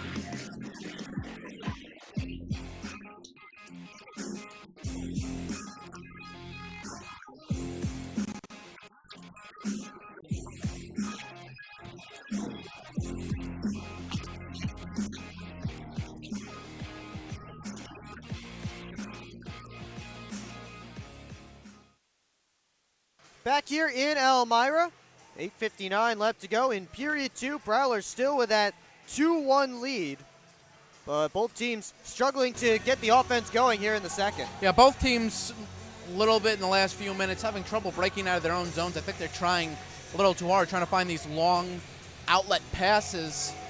Maybe just simplify it a little bit and skate it instead, as we have 9 minutes left in the second. Shots right now, 7-2 in the period in favor of the Prowlers, 21-15 for the game in favor of the River Sharks. gets set for this face-off just outside of the Prowlers' blue line. Johnson one-hands it for Sim. Merritt back to his skates. He'll chip it along. And a penalty coming up. High stick is the signal, I believe, from the referee. And the Prowlers will go back to the quality power play and a chance to extend the lead. And it's the former Prowler, Davide Gaeta, heading to the box. High stick coming well behind the play there on Gaeta. As I said before, both teams having a little bit of trouble trying to spark that offense. We'll see if this can light a flame for the Prowlers. And it looks like that was why Merritt was getting back to his skates so slowly, just watching it back there on the YouTube stream. Gaeta just caught Merritt up high with the stick, and Prowlers will try and find the first power play goal of this game. They have one shorthanded. It belongs to that man with the puck right now, number 77, Sam Merritt. He cycles it around to Foley on the freeboard. Johnson walks the line, gives it to Freeborn, down to Foley, tried the backdoor feed, comes back to him. Johnson, back pass to Young, his drive, swallowed up by Sammy Bernard. Oh, there it is, that Mitch Jones slap shot try there by Dalton Young. Bernard reads the play well, and he swallows that puck up. So the Prowlers will get another face-off over to Bernard's left this time. They tie it up there, and the back pass to Young eludes him. Prowlers will have to retreat to their own end. Johnson, watched by Parker. He gets it back from Freeborn, gives it right back up to Liam Freeborn. He'll dump it around. Ford and Merritt get there together. Pushed along to Foley. Great play by Merritt, not only to poke that puck out to Foley. Freeborn down to Foley, back to Freeborn. Now it's Young at the top to Johnson. Curling away from Parker. 45 seconds left on the power play for the Prowlers. Johnson again. Saucer pass towards Young, hopped away from him. Now help to curl back at center, and Peavy able to get into Prowlers territory. Johnson scoops it up. He'll head the other direction. Peavy took Sim down. Prowlers bench wanted a penalty. Not getting one there as they come back in. Foley out high to Federley. He gets it back from DeCumbis. Final seconds ticking off the Prowlers' man advantage. Comes through to Freeborn. Sim couldn't handle that one cleanly this time. They'll get the penalty call. And with 5 seconds left on the first penalty to Gaeta, Prowlers will get another power play. And this time they whistle Blake Peavy. Yeah, great job there by Sim to draw that penalty. I thought at first when he got that puck, instead of passing it, he should have shot. But, he gets the Prowlers another 2 minutes on the advantage. 5 seconds of 5-on-3 time until Gaeta steps out of the box. They send out the other units, Sim, Graham, Jay, Federley, and DeCumbis to begin this one. Of course, Prowlers have to keep their heads up for Gaeta, especially now with the River Sharks swinging the face-off, and then Rogers sent it right out of play. They'll say it was a deflection, but I'm not sure. I don't think it was, and I was about to say, with the power play about to end and Gaeta coming out, I was going to say, look for them to send that puck to him. That did look like a blatant delay of game. I'm not sure what stick that went off of. That looked like it went straight out. Rogers gets a second opportunity. He'll go off the boards. Federley kept it in. It's now 5-on-4. As joining the play is Darius Davidson. DeCumbis to Jay. Tried to send it in front to Sim. DeCumbis settles it down again. Federley. DeCumbis at the top. Jay on the far side. Back to DeCumbis. Federley, one-timer from in deep. That's as good as an Elmira clear.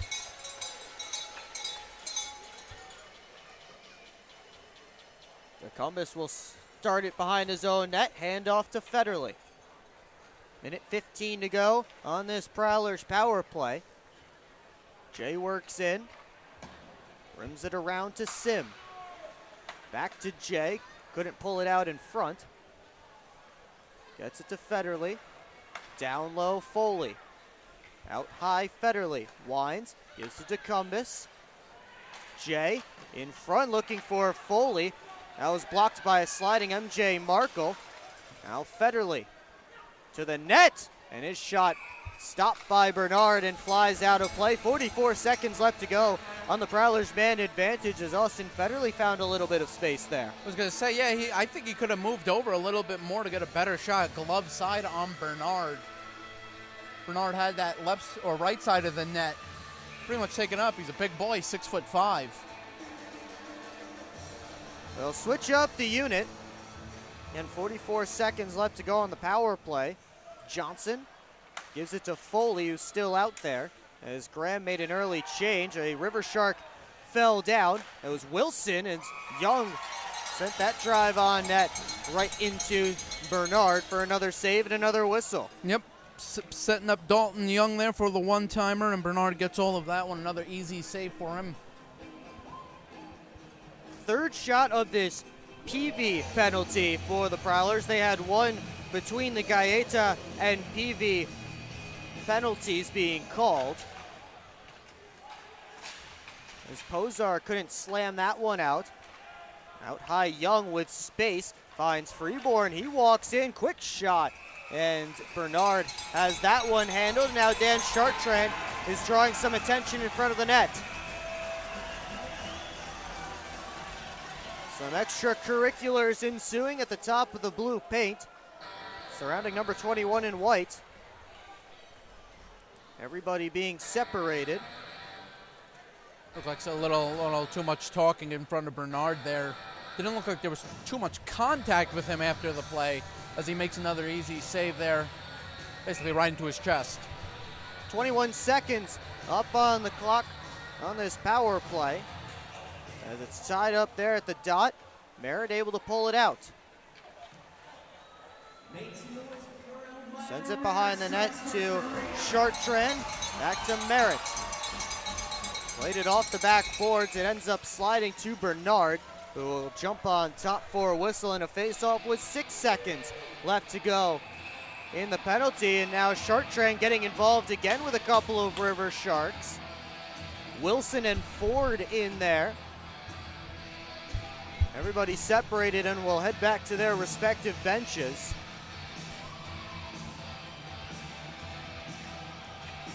Unless they can get something quick off here. It looks like another unsuccessful power play, and the penalty kills for both sides have been strong tonight. Try and win the face-off, get a shot on that right away rebound. Oh, there it is. They got the shot, but it went wide off the stick of Sam Gagnon. We're back to 5-on-5. Almost another great chance there. Elmira gets in the way of the shot. To Peavy out of the box. Schumacher comes all the way back to defend. Pass to Wilson. In and out of the glove of Tynan. Wow. And couldn't be kept in there by Ford. A lot of oomph on that shot to go in and out of the glove. Ford back in. His shot stopped by Tynan. I think that hit a Prowler stick on the way through. Prowlers have iced the puck. So they'll come all the way back down into Tynan's end for this next face-off. We'll have that for you when we come back. Still 2-1 Prowlers. Late stages, second period. You're watching Port Huron Prowlers hockey on the PHP Network.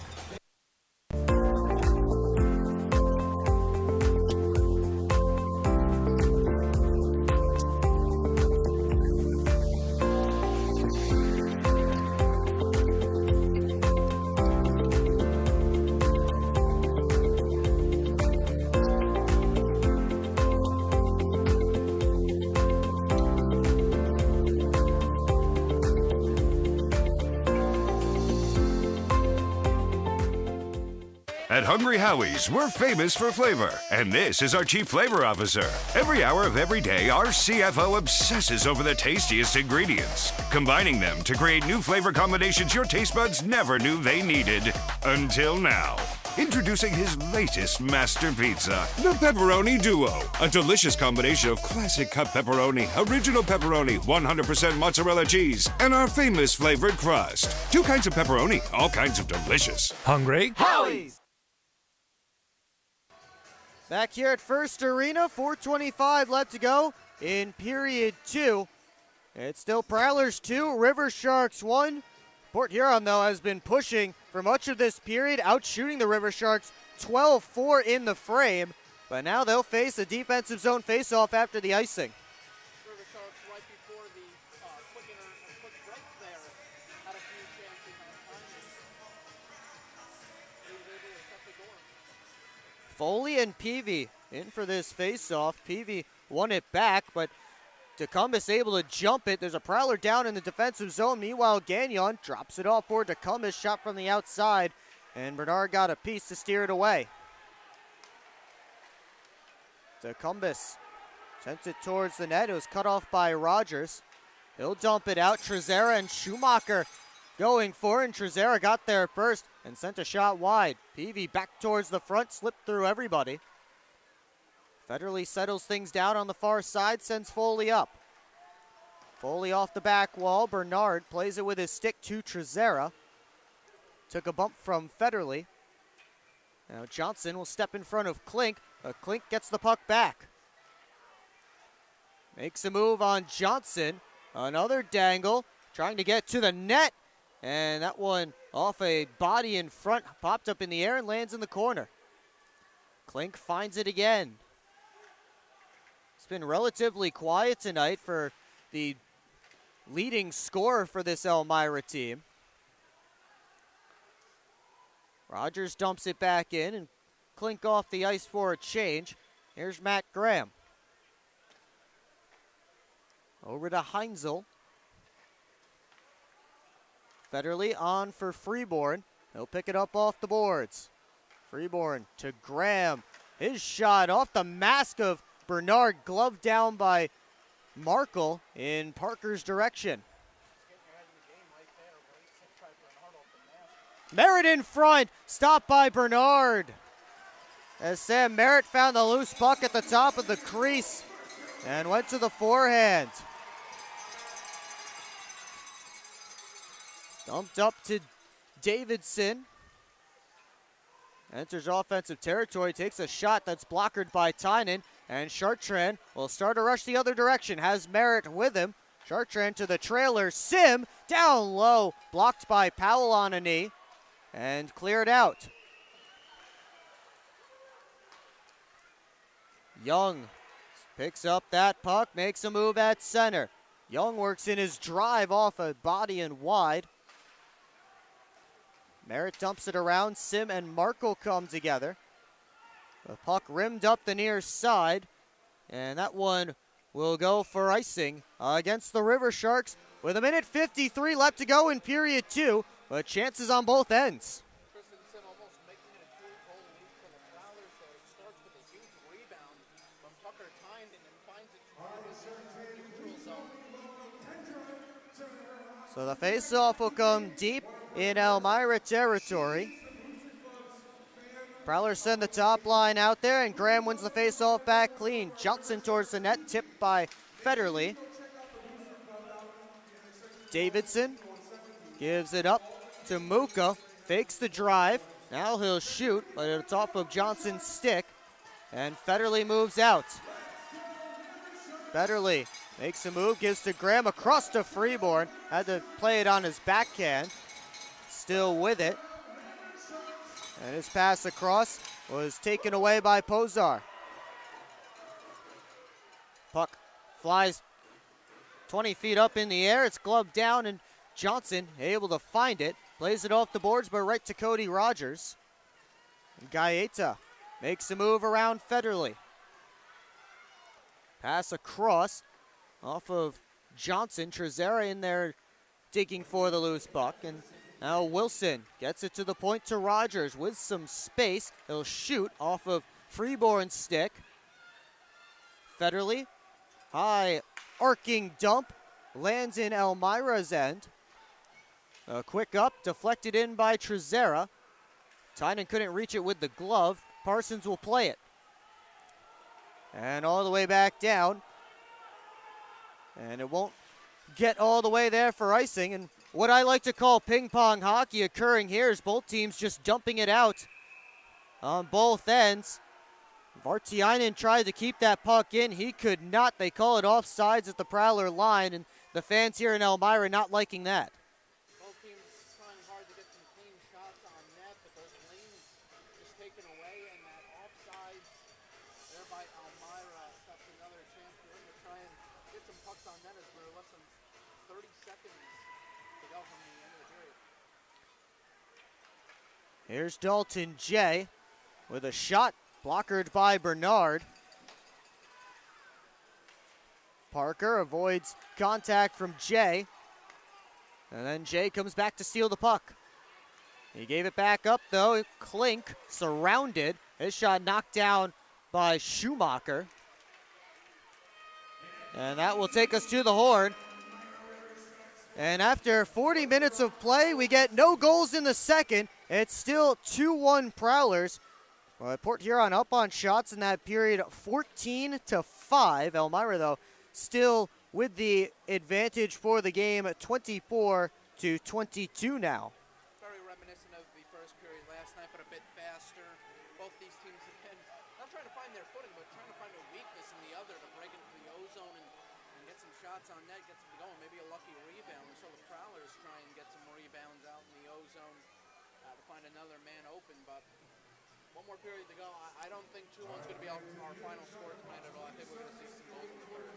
And I mentioned it a few moments ago. We started seeing what I call ping pong hockey, and we've seen it a few times this season, where just both teams dumping the puck out, regrouping, and then dumping it in, and then dumping it out, regrouping, and dumping it back. And that's what we saw for the last few minutes of that period. So it looks like back and forth action. It's a little deceiving. It seems like there's back and forth action, but really it's just both teams sending the puck out on both sides, and not really too many opportunities, as Dalton Jay's shot was the only one of the last 2.5 minutes. That one that he had as he stepped over the blue line on Sammy Bernard.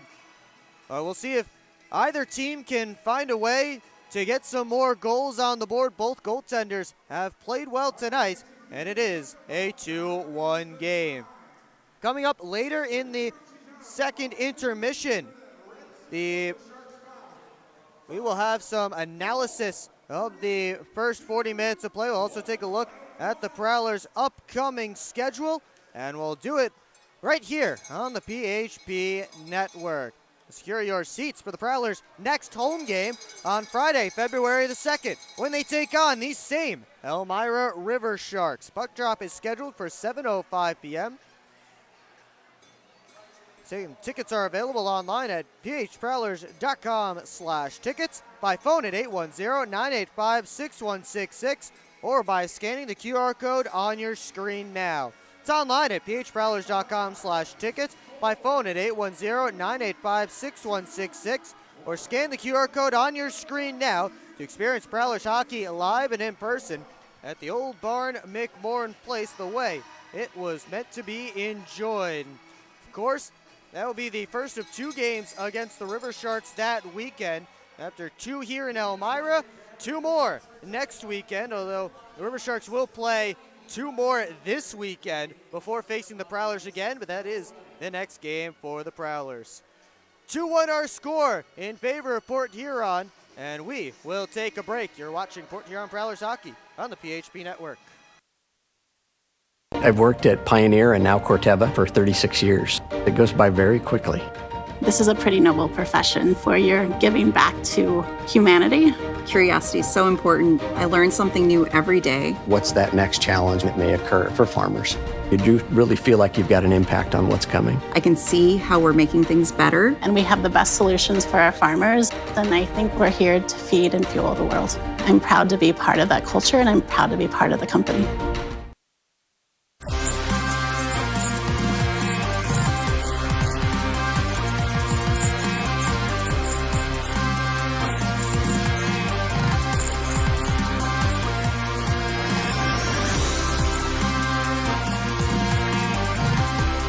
At Hungry Howie's, we're famous for flavor, and this is our Chief Flavor Officer. Every hour of every day, our CFO obsesses over the tastiest ingredients, combining them to create new flavor combinations your taste buds never knew they needed, until now.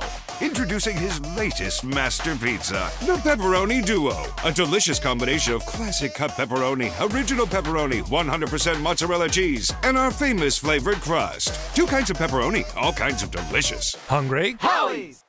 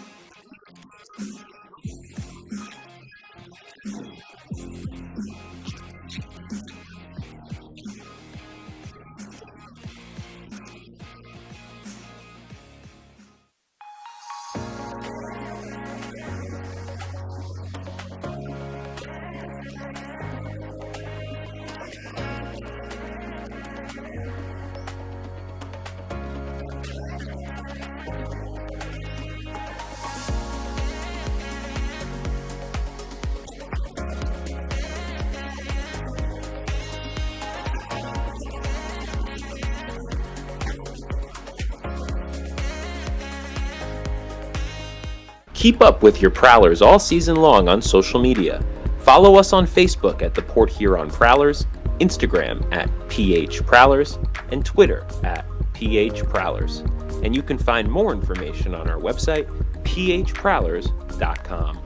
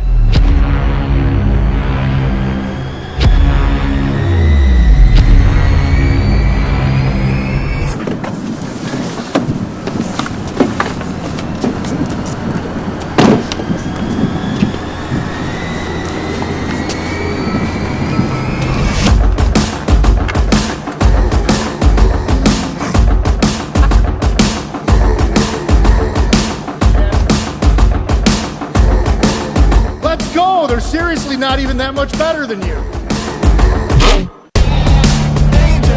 Should have just got a ticket from phprowlers.com. I should have just bought tickets at phprowlers.com. I got it! I should have just got a ticket at phprowlers.com. I should have got a ticket at phprowlers.com.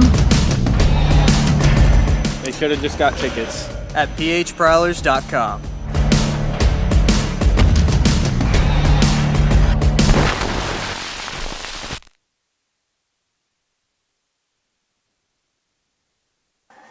Will Wiggleman and Jeremy Skiba back with you on the PHP Network here in Elmira, where the Prowlers have a 2-1 lead through 40 minutes of play. It's been an entertaining couple of periods despite the score, and certainly a much faster pace than last night. Absolutely, Will. Both teams have found their footing, and while we saw no goals in the second period, both teams have had some great opportunities, whether it be off rebound, shots from the high slot, from the blue line. I mean, both goalies did a great job that period of keeping the puck out of the net, made some acrobatic saves here and there, and I'm not surprised. After that period, it's still 2-1. I mean, I thought there'd be more goals, but both these goaltenders are doing a great job tonight, as well as last night. They did a great job too. And they had plenty of opportunities on the power play, both sides, mostly for Elmira in the first, mostly for Port Huron in the second. But the penalty kills have been shutting them down, as neither power play has been able to break through yet. Yeah, special teams has been a big part of this game so far. And ironically, it's the Prowlers with the go-ahead goal on a penalty kill, shorthanded by Sam Merritt. So we'll see if that's the one that is the game winner. I don't think so. I think we're going to be in for a big offensively heavy third period. But yeah, I won't be surprised if we get a few more power plays in the next 20 minutes. Prowlers with that 2-1 lead. Again, they're trying to continue their hot streak. They've won 5 of their last 6, and they're trying to take care of business against a lowly Elmira team that's sitting outside of playoff positioning right now. Still searching for their 10th win are the River Sharks, and we're about halfway through the season at this point. So this is the type of team that the Prowlers, they want to make the playoffs, and they want to get that 3 seed, which is so important to get that 3 seed. They were the 4 seed last year, had to travel to Carolina, and face the top-ranked Thunderbirds. They might have to end up facing the Thunderbirds again if the standings stay what they are, but to keep ahead of Mississippi, these are the types of games you have to take care of business with. Absolutely. I mean, this weekend has been way too close for comfort for the Prowlers. I mean, they gave up a goal with less than 2 minutes to go last night, and this game, it's still anybody's game. I mean, it's been really close. Both teams, struggled a little bit offensively in the last period, but still created good chances when they had them. So, as I mentioned before, I think we're going to see a few more goals this period, and yeah. Of course, the Prowlers won't be able to have much say in the success of their Continental Division opponents for a while, as they're in the midst of a stretch of 16 straight games against the Empire Division. January 6th in Carolina was their last in-division game. Their next one, not until March the 8th, when they take on the Blue Ridge Bobcats for the very first time. So they'll have to rely on opponents from the Empire Division, from within their own division, to take care of Mississippi and even Carolina, who the Prowlers are kind of looking ahead at maybe a little bit, who's sitting there in second place. If Port Huron can continue to win and Carolina continues to fall off a little bit, maybe they can even grab that second seed and get home ice advantage. Yeah, absolutely. Well, as you mentioned there, the Prowlers, looking at their schedule, I would say they had a pretty heavy first half to the season. Only 2 games against Baton Rouge. They haven't played the Blue Ridge Bobcats yet. This is their first of 4 against Elmira in a back-to-back weekend series. So yeah, when they come in, and they already did play Watertown, who's having a very off year. So yeah, I mean, this is a great opportunity for them these next few weeks to play these teams that are a little bit down on their luck and pick up some much-needed points in the standings, and hopefully close out the season on a high note and possibly maybe reach that second spot if Carolina doesn't get their players back from the SPHL. Well, that's looking pretty far ahead. We'll look ahead to the third period when we come back here on the PHP Network.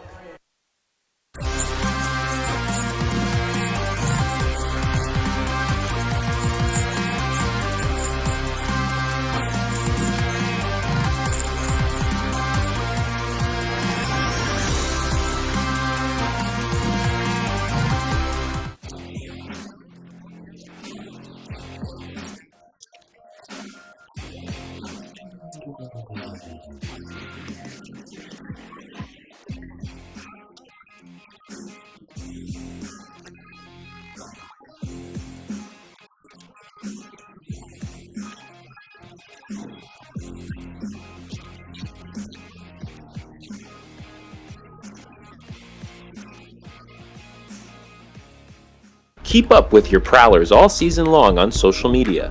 Follow us on Facebook at the Port Huron Prowlers, Instagram at PH Prowlers, and Twitter at PH Prowlers. And you can find more information on our website, phprowlers.com.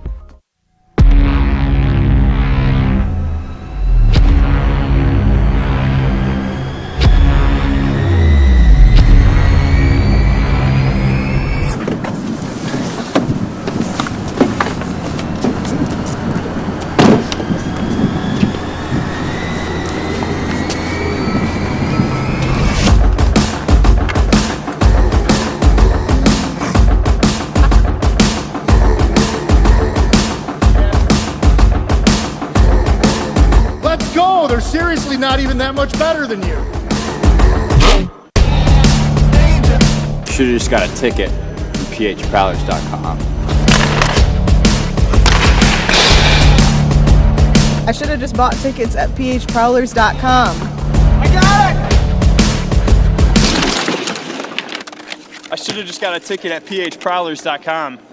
I should have got a ticket at phprowlers.com. They should have just got tickets at phprowlers.com.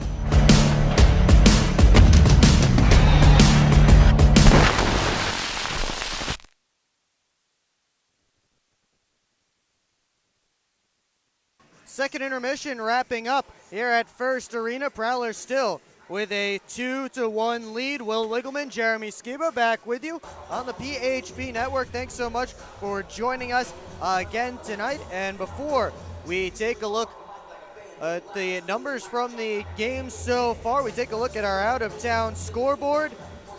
And we start in nearby Watertown, where the Black Bears have a 3-1 lead on the Watertown Wolves as they play early stages of the second period. Binghamton outshooting Watertown right now 24-9 in that game. The Columbus River Dragons have doubled their lead on the Baton Rouge Zydeco. It is 2-0 as they play midway through period number 2. The Motor City Rockers have the only goal of the game courtesy of Scott Kowash. They lead the Blue Ridge Bobcats 1-0 late in period 2 back in Fraser, Michigan. And they're at the first intermission down in Biloxi. Jackson Bond and Peter Panacek have the goals that came 34 seconds apart. 1-1 our score in Biloxi between the Thunderbirds and the Seawolves, and that's the one that the Prowlers are paying attention to. It's the team above them against the team below them, and certainly Prowlers would like Mississippi to lose because that would give them a little bit of breathing room in the third spot. But if Carolina loses as well, that can give them an opportunity to get within striking distance. Yeah, it's an interesting situation for the Prowlers there. But what's most important is getting the win here tonight, because if that happens, at least you're still in a good place no matter what happens with the outcome of that game. So now we take a look at the upcoming schedule for the Prowlers. They'll face these same Elmira River Sharks the first weekend of February. A couple of 7:05 starts at McMorran Place, and then they're home again to take on the Watertown Wolves, 7:05 and 6:05 on February 9th and 10th. And some opportunities for some home cooking, as that will be the start of a 5-game homestand that will be finished the following Friday against the Motor City Rockers. Now we take a look back at tonight's game. 2-1 still for the Prowlers. The shots are a lot tighter than they were at the end of the first period. 24-21 still in favor of the River Sharks. And we talked about at the end of the first, the big discussion in the Prowlers locker room would be penalties, and lo and behold, that second period, they didn't sit in the box once. Yep, clean period for the Prowlers there. And they did a great job adjusting without Mitch Jones on the ice, who's out of the game for a 5-minute slashing call, which, looking back at the play, yes, there was a blatant slash there on Trezera, which is unfortunate for the Prowlers because they lose arguably their best defenseman. But moving forward, the great thing about this league is you get an extra forward, you can make some adjustments there, and it looked like Austin Federley took those reps as a defenseman. Sam Gagnon, who was originally the 10th forward, moved up to a forward line. So 20 minutes left here. We'll see what other adjustments they made after that period. Kind of a slow period, was fast at times though. So we'll see what happens next in the next 20.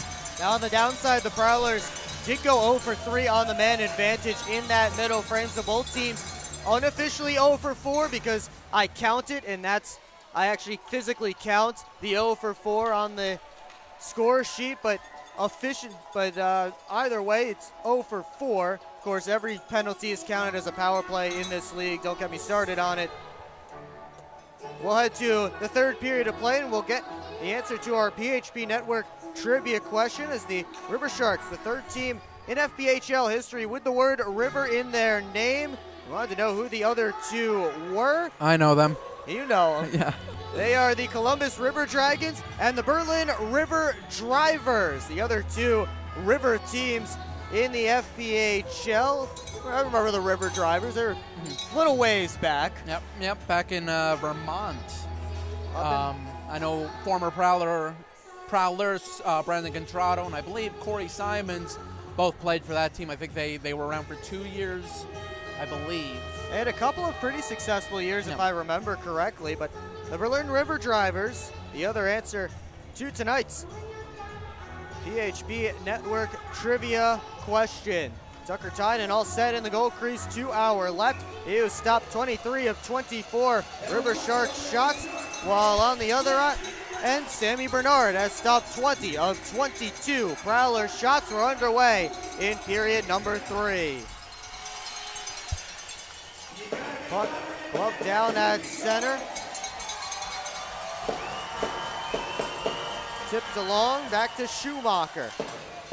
Crowd getting loud here in Elmira, trying to will their team to a comeback.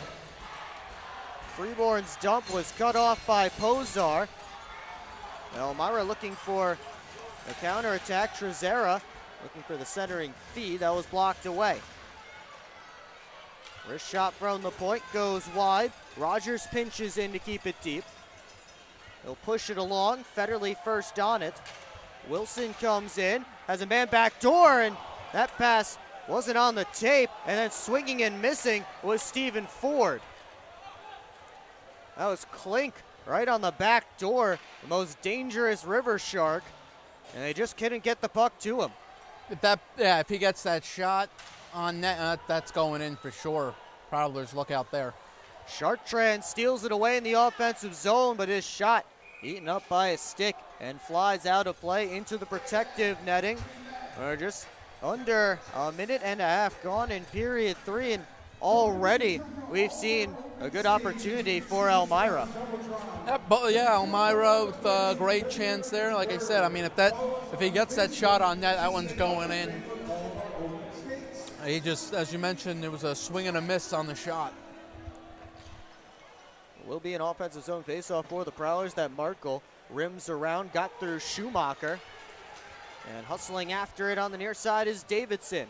Around the cage, backhander in front, blocked away by Parsons. Knocked to the line, Markle's shot, stunned Schumacher. Tynan has it, makes a couple of saves in the crease, and he'll jump on top for a whistle and a faceoff. And Frank Schumacher feeling the effects of that block shot. Yeah, great play by Schumacher to eat up that puck, but yeah, Tynan giving up some rebounds there. Dangerous territory for the Prowlers. He's able to jump on that puck for a quick break. And they'll go for the line change too. They'll send the Merritt line out there against Blake Peavy, excuse me. Wrist shot by Markle, misses the target. And now Chartrand, as a River Shark fell down, Merritt going towards the net, he has it, and he couldn't get a good shot away. It was stopped by Bernard. Now Johnson turning the corner, wrist shot, he scores! Alex Johnson picks the corner over Bernard's glove, and for the second straight night, he gives the Prowlers some insurance. I've said it last time, and I've said it since he returned to the Prowlers. I didn't get to see him during the 1920 season. I absolutely love Alex Johnson's wrist shot. It's beautiful. It's among the best among all the defensemen in the league. You know, he had that background as a forward, and that shot beats Bernard glove side. Great job by Johnny to drive into the net. And again, I told him if he gets a chance to drive in, use that wrist shot, take an opportunity, and he does it right there again, second night in a row. Johnson just turned the corner and fired that puck from the face-off circle, picked the far corner. And a great shot from him for his 9th of the year. And he takes the Prowlers lead amongst defensemen. Prowlers needed that goal, and now they need to kind of go back to how it was in the second period. Just close off all lanes, make it difficult for Elmira to get anything going, make any breakout passes. There's Larry Vartiainen at the red line. Dumps it in on Tynan, who will steer it to the corner. Johnson over to Federley. His pass was blocked. Parker didn't put it on net from in tight, and the Prowlers catch a bit of a break as his centering feed was taken away. This time Federley goes off the glass. It lands right on Johnson's tape, muscles off Rogers to get to the red line, and he'll backhand it deep and head off for a change. Sam Merritt picking up the assist on Johnson's goal, so a goal and a helper for Sam Merritt tonight. And he had that chance earlier on the 2-on-1, but he just couldn't get that puck to go. Gagnon picks off the pass at center. He'll find Foley on the boards, back towards the net. Steered away by Bernard. DeCumbis back in, and that hopped over Foley's stick as he was sitting there at the side of the blue paint. DeCumbis in front. Foley the backhand. He scores! The captain makes it 4-1 off the turnover. Yep, as you mentioned, Will, El Capitan Evan Foley with a great backhand shot there. Bernard looked a little bit out of position. Foley takes advantage. Prowlers now up 3. Still 16 and a half to go. I can hear my old man saying it. Game ain't over yet. Nice pass in front from Vinny DeCumbis to set up Evan Foley for his 7th of the year. And a couple of quick ones for the Prowlers early on in this third period. To give them some insurance, and now Chartrand is going to go with Ford. We saw this one coming. They were going at it in front of the net all throughout that second period.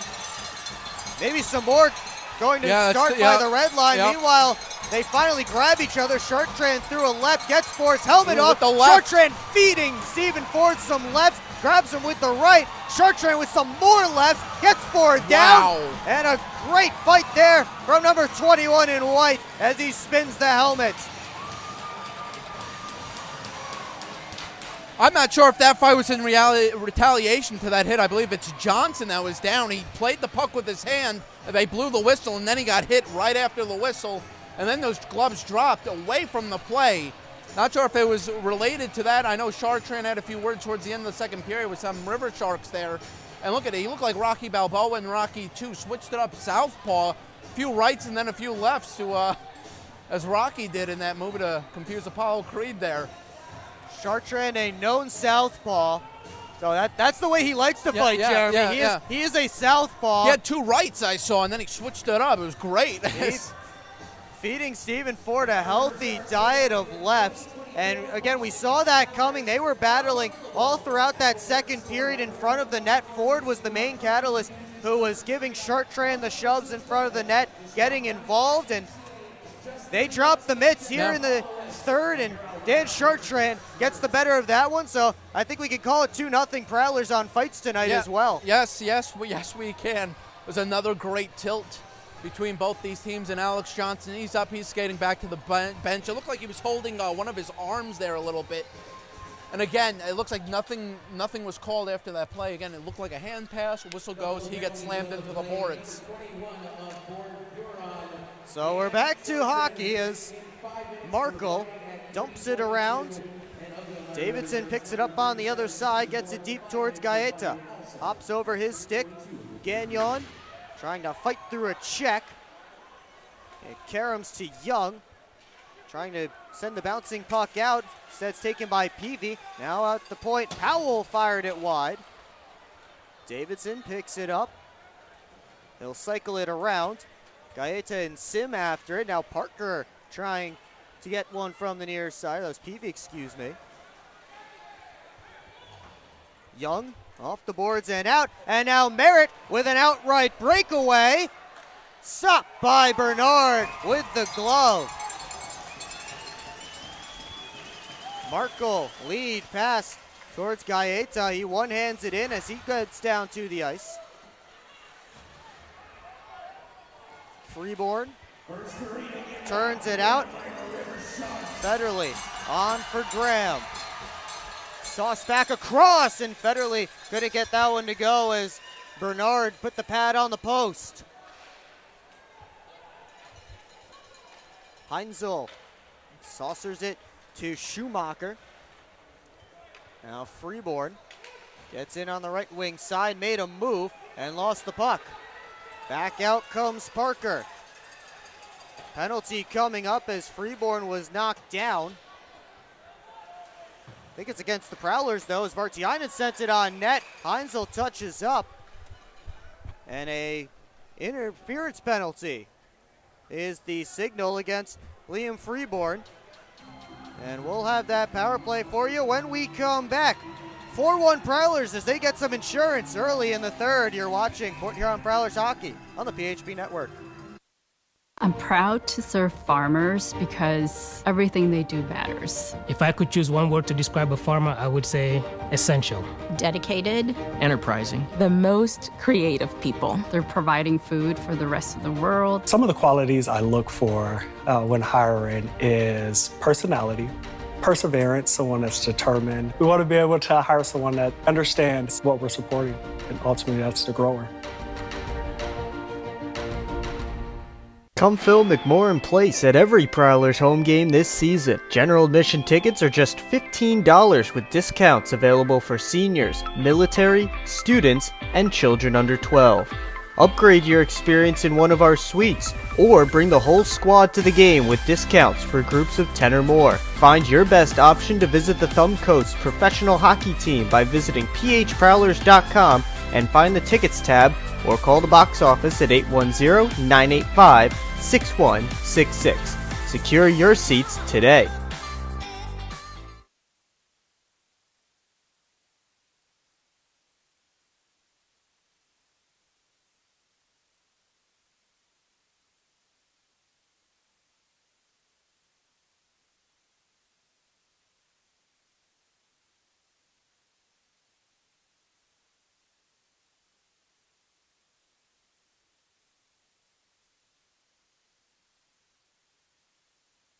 Liam Freeborn for interference with 14:35 left to go in period number 3. Puts the River Sharks on the man advantage after it's been a wild start to this third period. Elmira is trying to get something going after giving up 2 goals early on. There was the fight, the hit.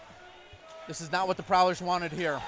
Tynan makes the first save fighting through Trezera. Wilson kept the puck in, but he handed it to Parsons, who dumps it all the way down on the second opportunity. Prowlers switch the forwards up to Cumbus and Graham stepping off the bench.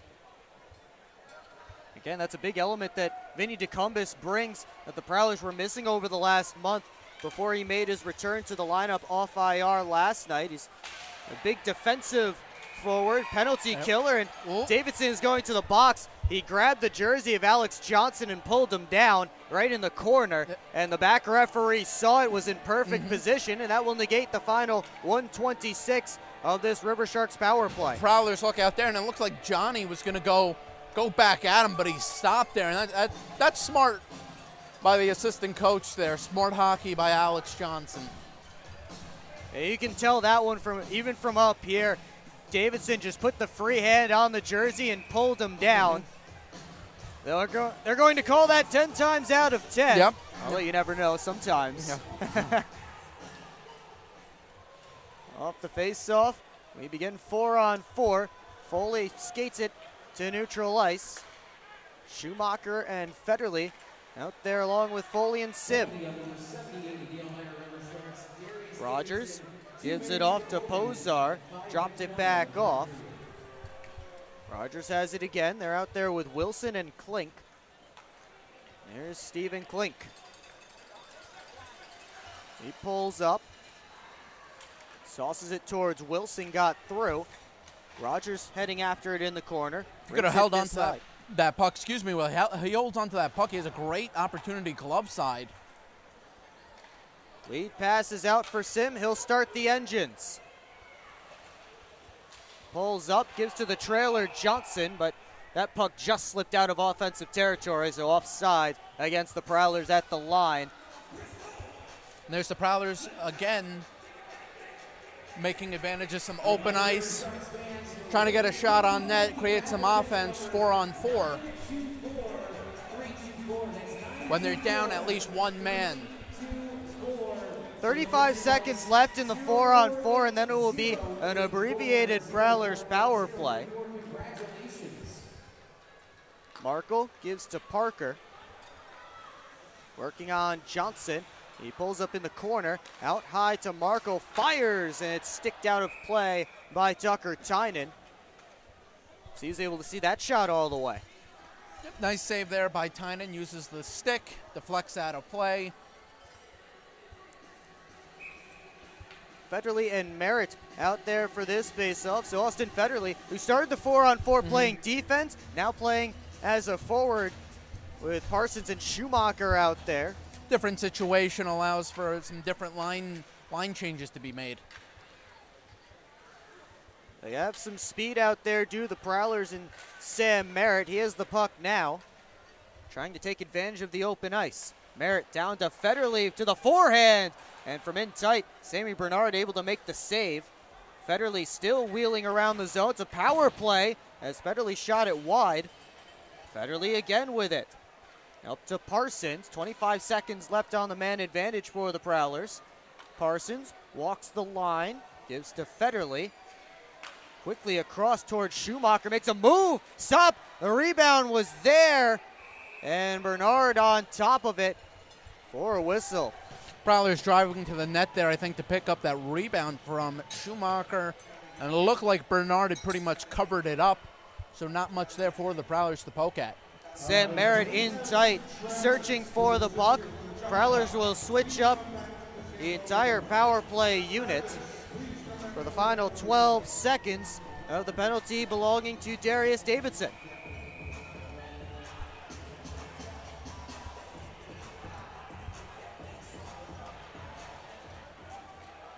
Tied up off the draw, Jay pulls it out, quick shot kicked out by Bernard. Now Young down deep to DeCumbus.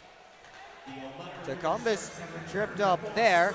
Back to 5-on-5, Johnson backhands it back towards Elmira territory. Graham couldn't tap it along. Now Johnson skates into it. Johnson avoids a hit as he got it deep. Pozar and Graham behind the net. Now Mocha with it. Bounced off the wall. DeCumbus takes it away though. River Sharks take it right back. 11.5 to go in period 3. Backhanded softly in. Heinzel gives it up to Merritt fresh off the bench. Graham gets it out. Jay skates into it. Has Merritt with him. Jay shoots right into Bernard. And he'll hang on for a whistle and a face-off. With 11:17 to go here in the third. And the Prowlers have taken the lead in the shots department. Dalton Jay looking to go 5-hole there, and Bernard shuts the legs right in time. Nice save by him. It looked like Dalton Jay couldn't really make that pass there. Chartrand and Ford heading out of the penalty boxes after they're serving their 5 for fighting. And they get stick taps from their teammates. Chartrand will head out onto the ice to join the rest of his line, Sim and Merritt. As Powell backhanded it up the boards. Drops for Vartiainen. Schumacher trying to defend him and ends up getting to Tynan. He's able to put the pad down. Schumacher off the boards. Chartrand couldn't backhand it out. Kicks up in the air, still bouncing along. I think Trezera stepped on the puck there. Fans want a penalty, but I don't think you can send the puck to the penalty box. No.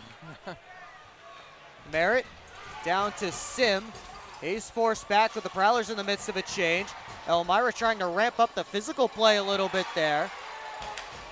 Cheers from the crowd after each body contact, and Johnson rims it in. Elmira looking to just get some energy going. Few big hits there for them. Freeborn returned the favor after it was dumped out. Parsons gaining speed. Enters offensive territory. Rims it towards Federle. Took a funny hop off the Zamboni door. Still won't work for the Prowlers, and that hit the crossbar. Did it go in? They blew it dead. Federle got the shot off. They blew it dead immediately after it hit the crossbar.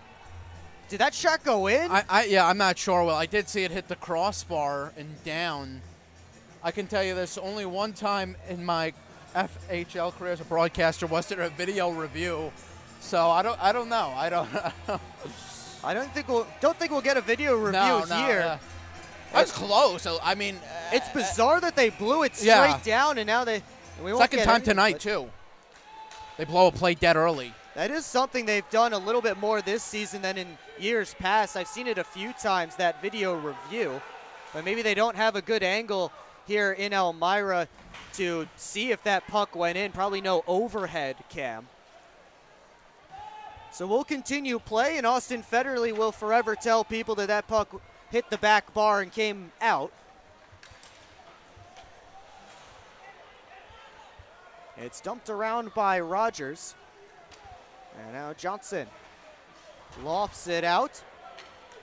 That will go for an icing against the Prowlers as Pozar gets back first to win the race. We'll take a timeout. We're past the midway point of period 3, and the Prowlers still with a 3-goal lead. You're watching Port Huron Prowlers hockey on the PHP Network.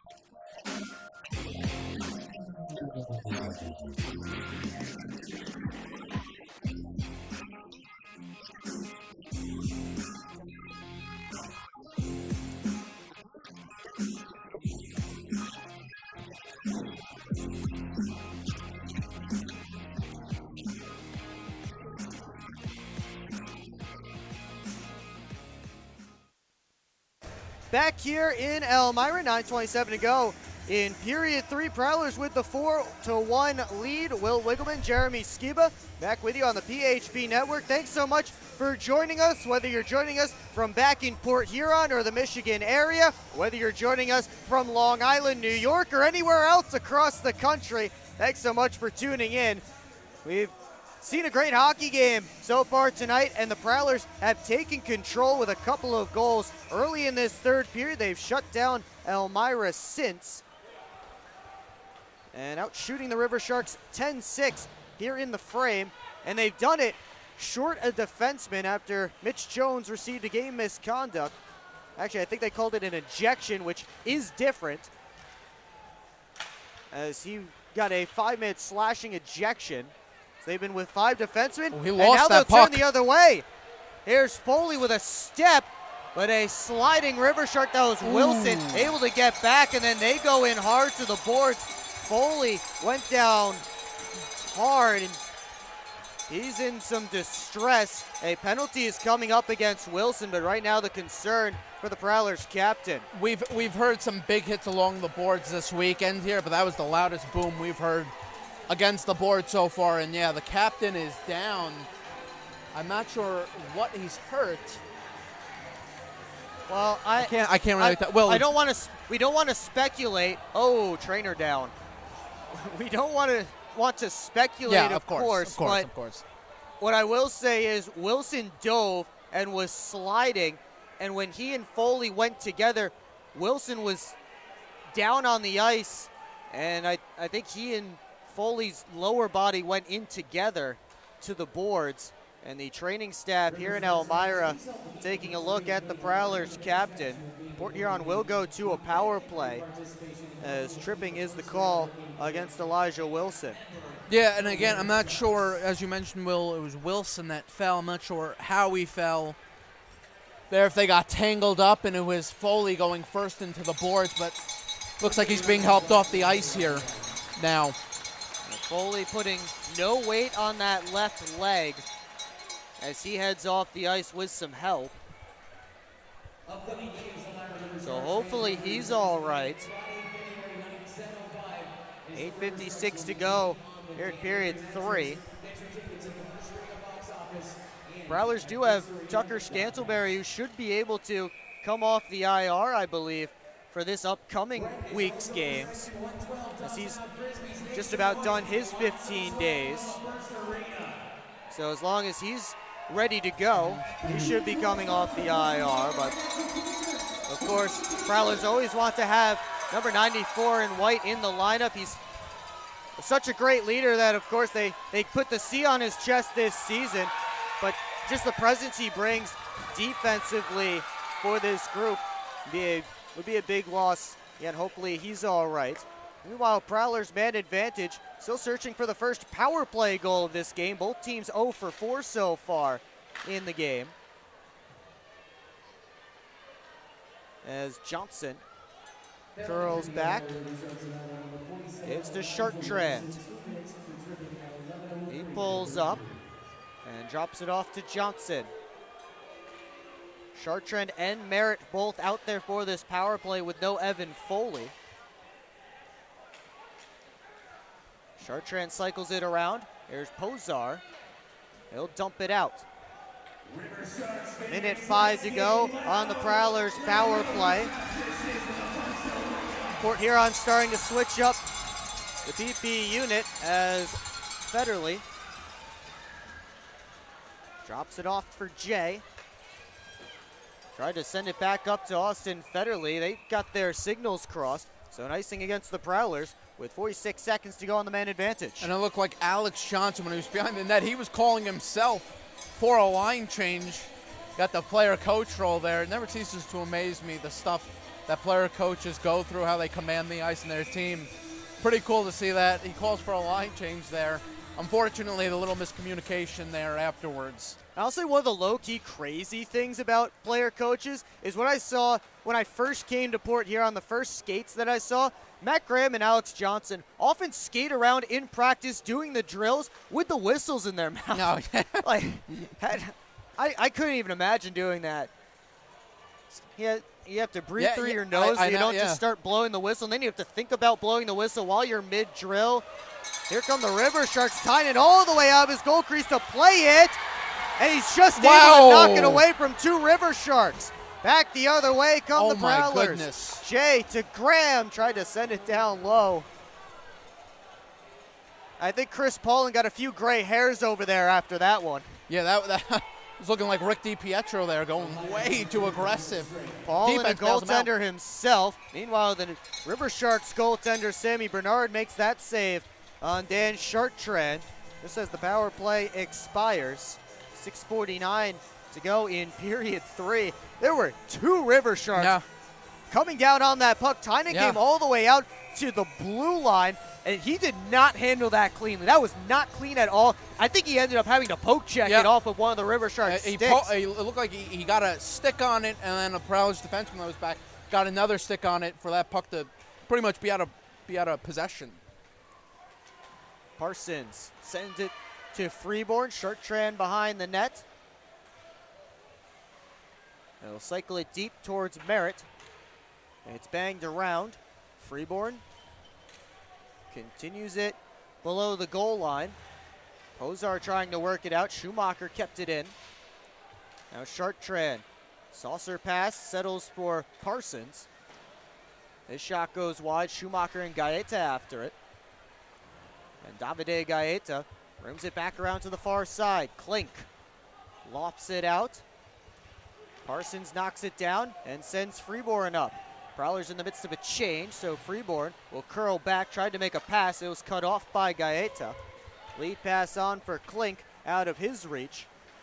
And Dalton Young will gain some speed.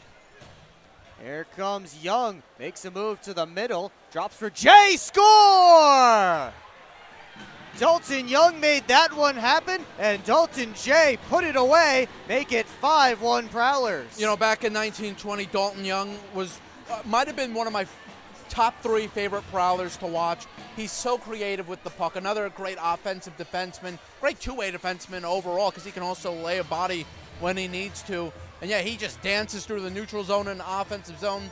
Dalton Jay, easy shot. I think it pretty much beat Sammy Bernard. I think it was glove side, and Bernard, I thought he had it, but I think he beat him right under the glove. So Prowlers now up 4 goals. So Dalton Young with the creativity. Dalton to Dalton for that goal, the if Dalton you connection. will. And Jay's 8th of the season. It's dumped out. Powell sends it in. Jay settles it down. Delayed offsides against Elmira. They'll touch up. Jay looking for Gagnon. got through him. It also got through Markle. Markle will feed it up the strong side. Vartiainen waits for it. Took some contact from Chartrand as he moved it along. Gagnon off the boards. Chartrand took a big hit as that puck went through him. And now Sim going after Markle. Markle dropped his gloves. I don't think that's what Sim wanted to do. No, it did not look like that. There's an arm up in the air as everyone gets acquainted. Markle stepped up on Dan Chartrand as the puck got through Chartrand. Sim still has one of his gloves on after that tussle. And Markle actually has both gloves on. Excuse me. Sorry, Will.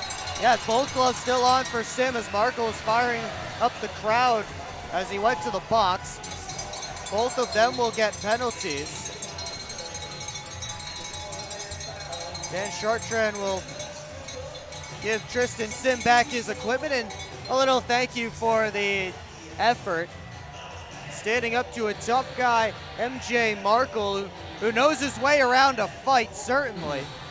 And while they figure all this out, we'll take our final timeout with 4:55 to go in period 3, and the Prowlers holding a comfortable 4-goal lead. You're watching Port Huron Prowlers hockey on the PHP Network.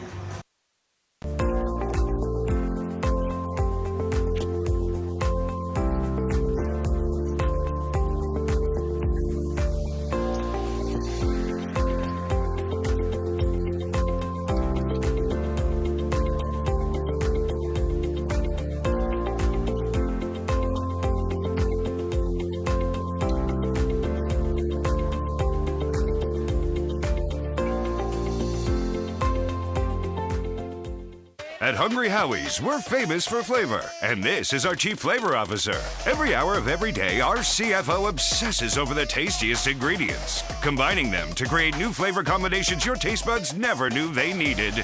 Until now.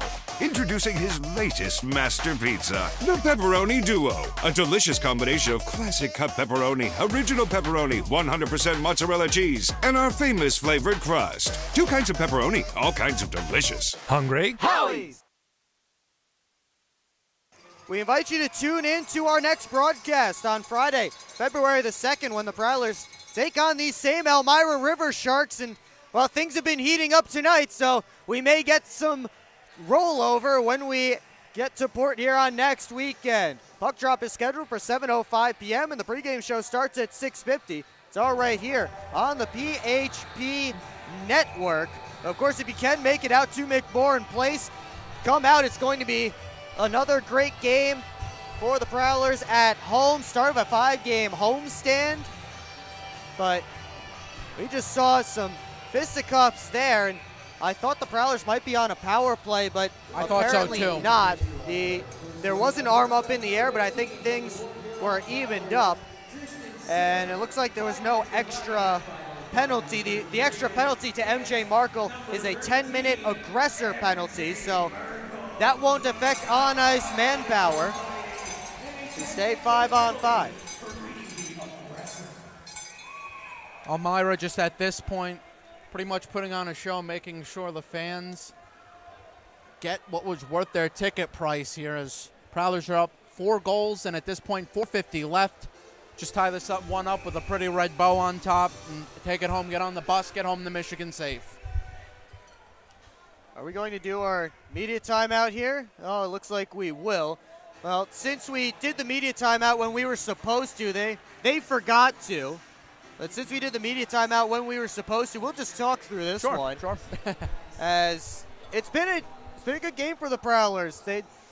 They had to face the tight shots on goal, the tight goals. It was 2-1 heading into the third after they felt like they dominated that second period. It was a rough first, especially with all the penalties, but I think they felt like they dominated that second period. And then in the third, they finally getting rewarded on the score sheet. 3 in this frame. I said it back during intermission. I knew we were going to have some goals come. I thought both teams were going to get up there on the score sheet. still, game ain't over yet. You never know what can happen. But yeah, Prowlers doing what they needed to do. They get 3 goals here in the third period to try and put this one away. Take home 6 points on the weekend against an Elmira team sitting last in the Empire Division. Alex Johnson, Sam Merritt, and Dalton Jay each have a goal and an assist tonight. Plenty of Prowlers on the score sheet as they've been spreading it around in this 5-goal win. And you have Merritt on the board, you have Jay, a couple of defensemen getting on the board, Evan Foley before he got hurt. So everyone getting involved. Of course, Liam Freeborn extending his lengthy point streak. He is up to a point in 9 straight. And he has now 30 points on the season, a team high for the Prowlers. I was going to say, as a coach, you love to see that puck spread around, different guys get on the score sheet from different lines, and they've done it again without Mitch Jones pretty much for the last 15 minutes, I think, something like that. Roughly, again, arguably one of their best defender. They've been making it work. Austin Federley taking shifts on defense. That pass in front had the stick lifted by Young. That was Klink. And now Heinzel and Davidson are going to drop the mitts. Heinzel feeding Davidson some rights. And we're not done yet. No. At that time, it looked like it was Heinzel who started, and he absolutely takes down his man. He's pumped up. We know he has a lot of energy. He loves it. Oh, and the Prowlers bench is loving it. Yep. As Adam Heinzel pumps them up. And they'll send Heinzel to the locker room with under 5 minutes to go in the third. He'd have to stay in the box for 5 minutes anyway, so with 5 to go in the third, they'll just give him the early shower. And I think he fought, was it Trezera? I think it was Davidson. Oh, Davidson, okay. Oh, wow, okay, so you're taking an SPHL level player off the ice for the remaining 4.5 then. Wow. So they were battling in the corner. It was Davidson who took the puck in. Heinzel threw the hit on him in the corner, then Davidson gave him a cross check, and the mitts went flying. Adam Heinzel got some good air on those mitts. Yeah. Looked like a graduation ceremony. The gloves go up so quick. He flew that glove down from the slot below the goal line, got some good air on it. So Heinzel now making sure the Elmira fans got what they paid for. Another brouhaha here in the third. Things getting a little bit ugly. The Prowlers bench is getting a little bit short. They have 5 on the ice, and I'm counting 7 on the bench right now, plus backup goaltender Ian Wallace. They have 1 in the box and 2 in the locker room, Foley included. As Pozar gives it over, one-timer by Klink, and that just sums up the night for the River Sharks. Their leading scorer gets a one-timer and his stick shatters. Lucky break for the Prowlers. Pozar plays it up the far side. DeCumbis trying to keep it in. Peavy dumps it as far as the line. Schumacher jumps in to keep it alive.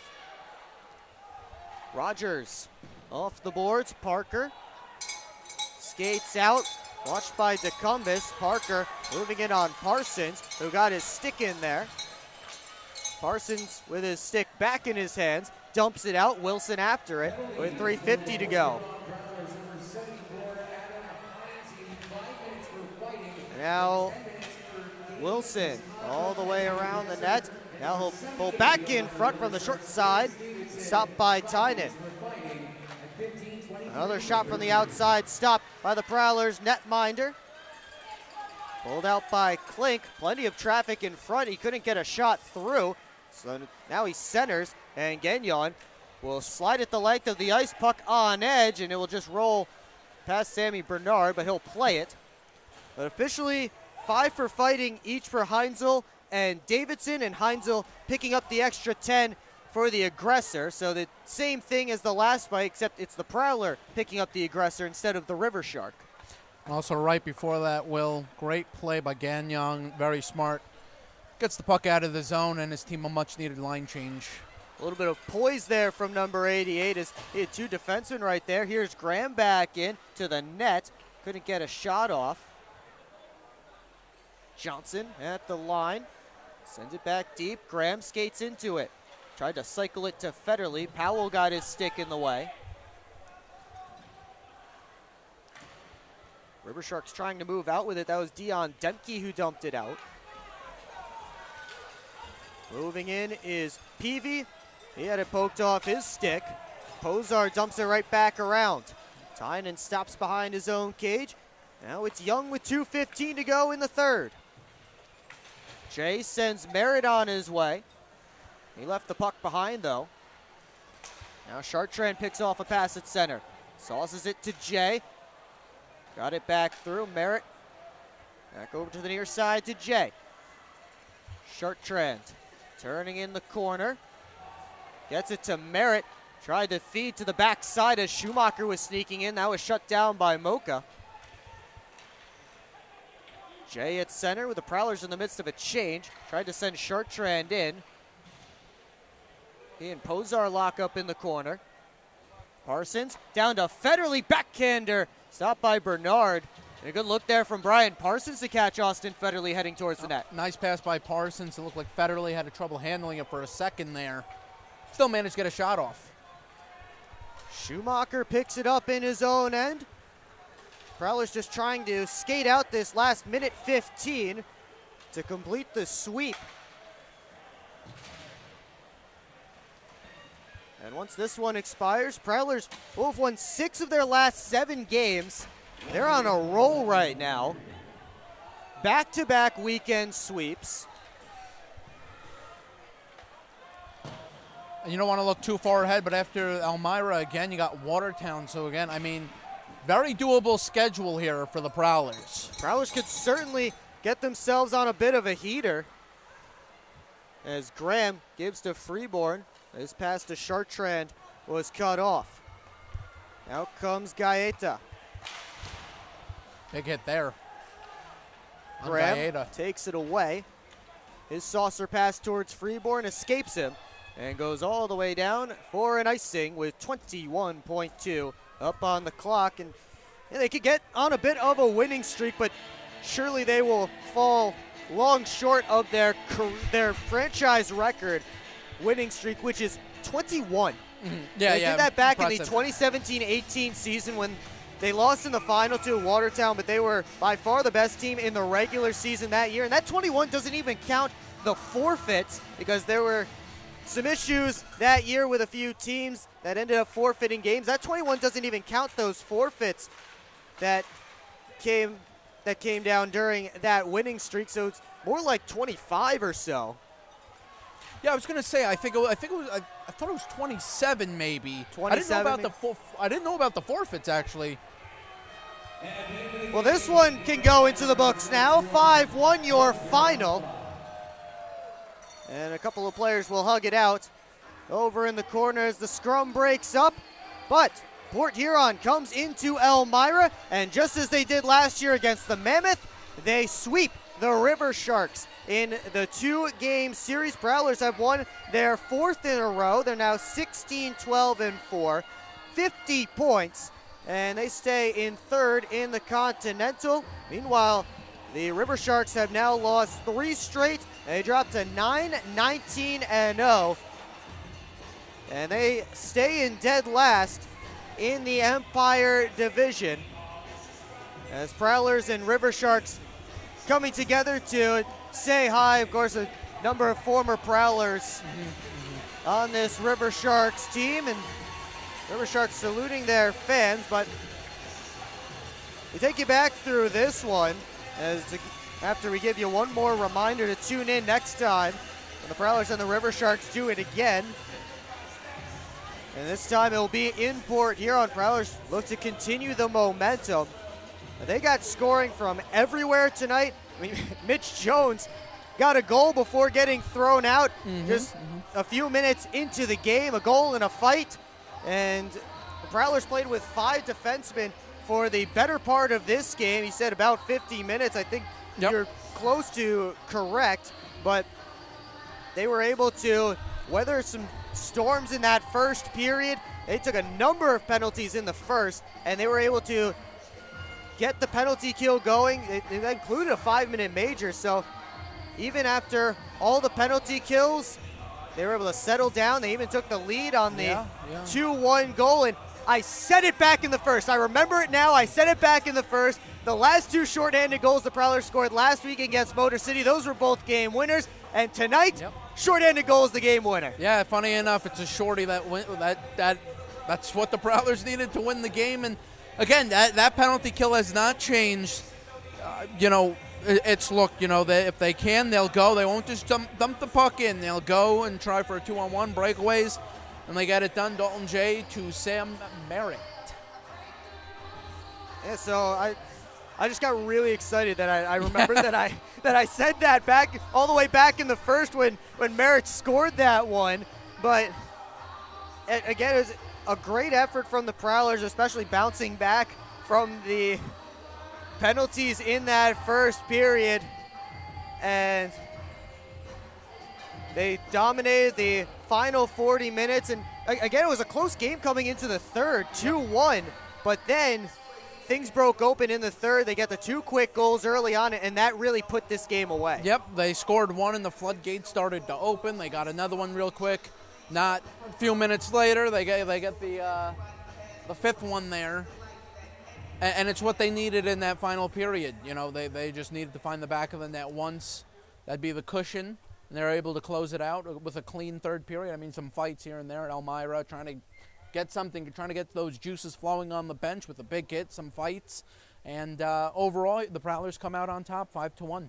We mentioned it a little while ago, but 3 Prowlers with a goal and an assist each. Alex Johnson, Sam Merritt, and Dalton J. They all led the offense tonight. Tucker Tynan, another 32 save performance in goal for the Prowlers. He's now won each of his last 5 starts, including the last 4 games for the Prowlers, which he started them all. Yeah, and the 1 goal against was a breakaway in which the Prowlers fenceman kind of just broke down there, and it was I can't remember.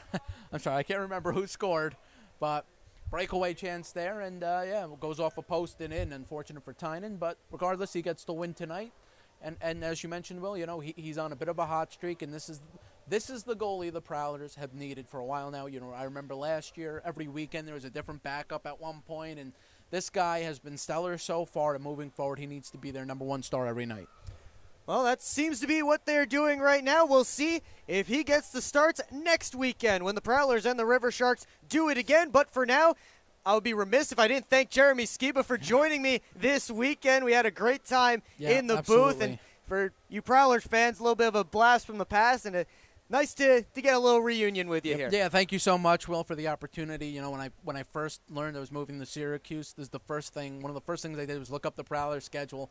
And it's a shame this is the only time they're in, upstate New York.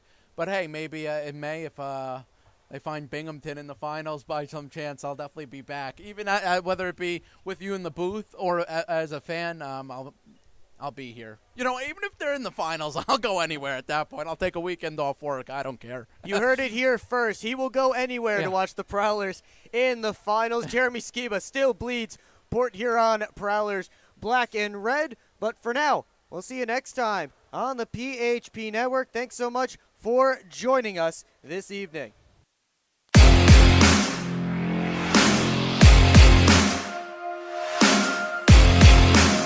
Thank you.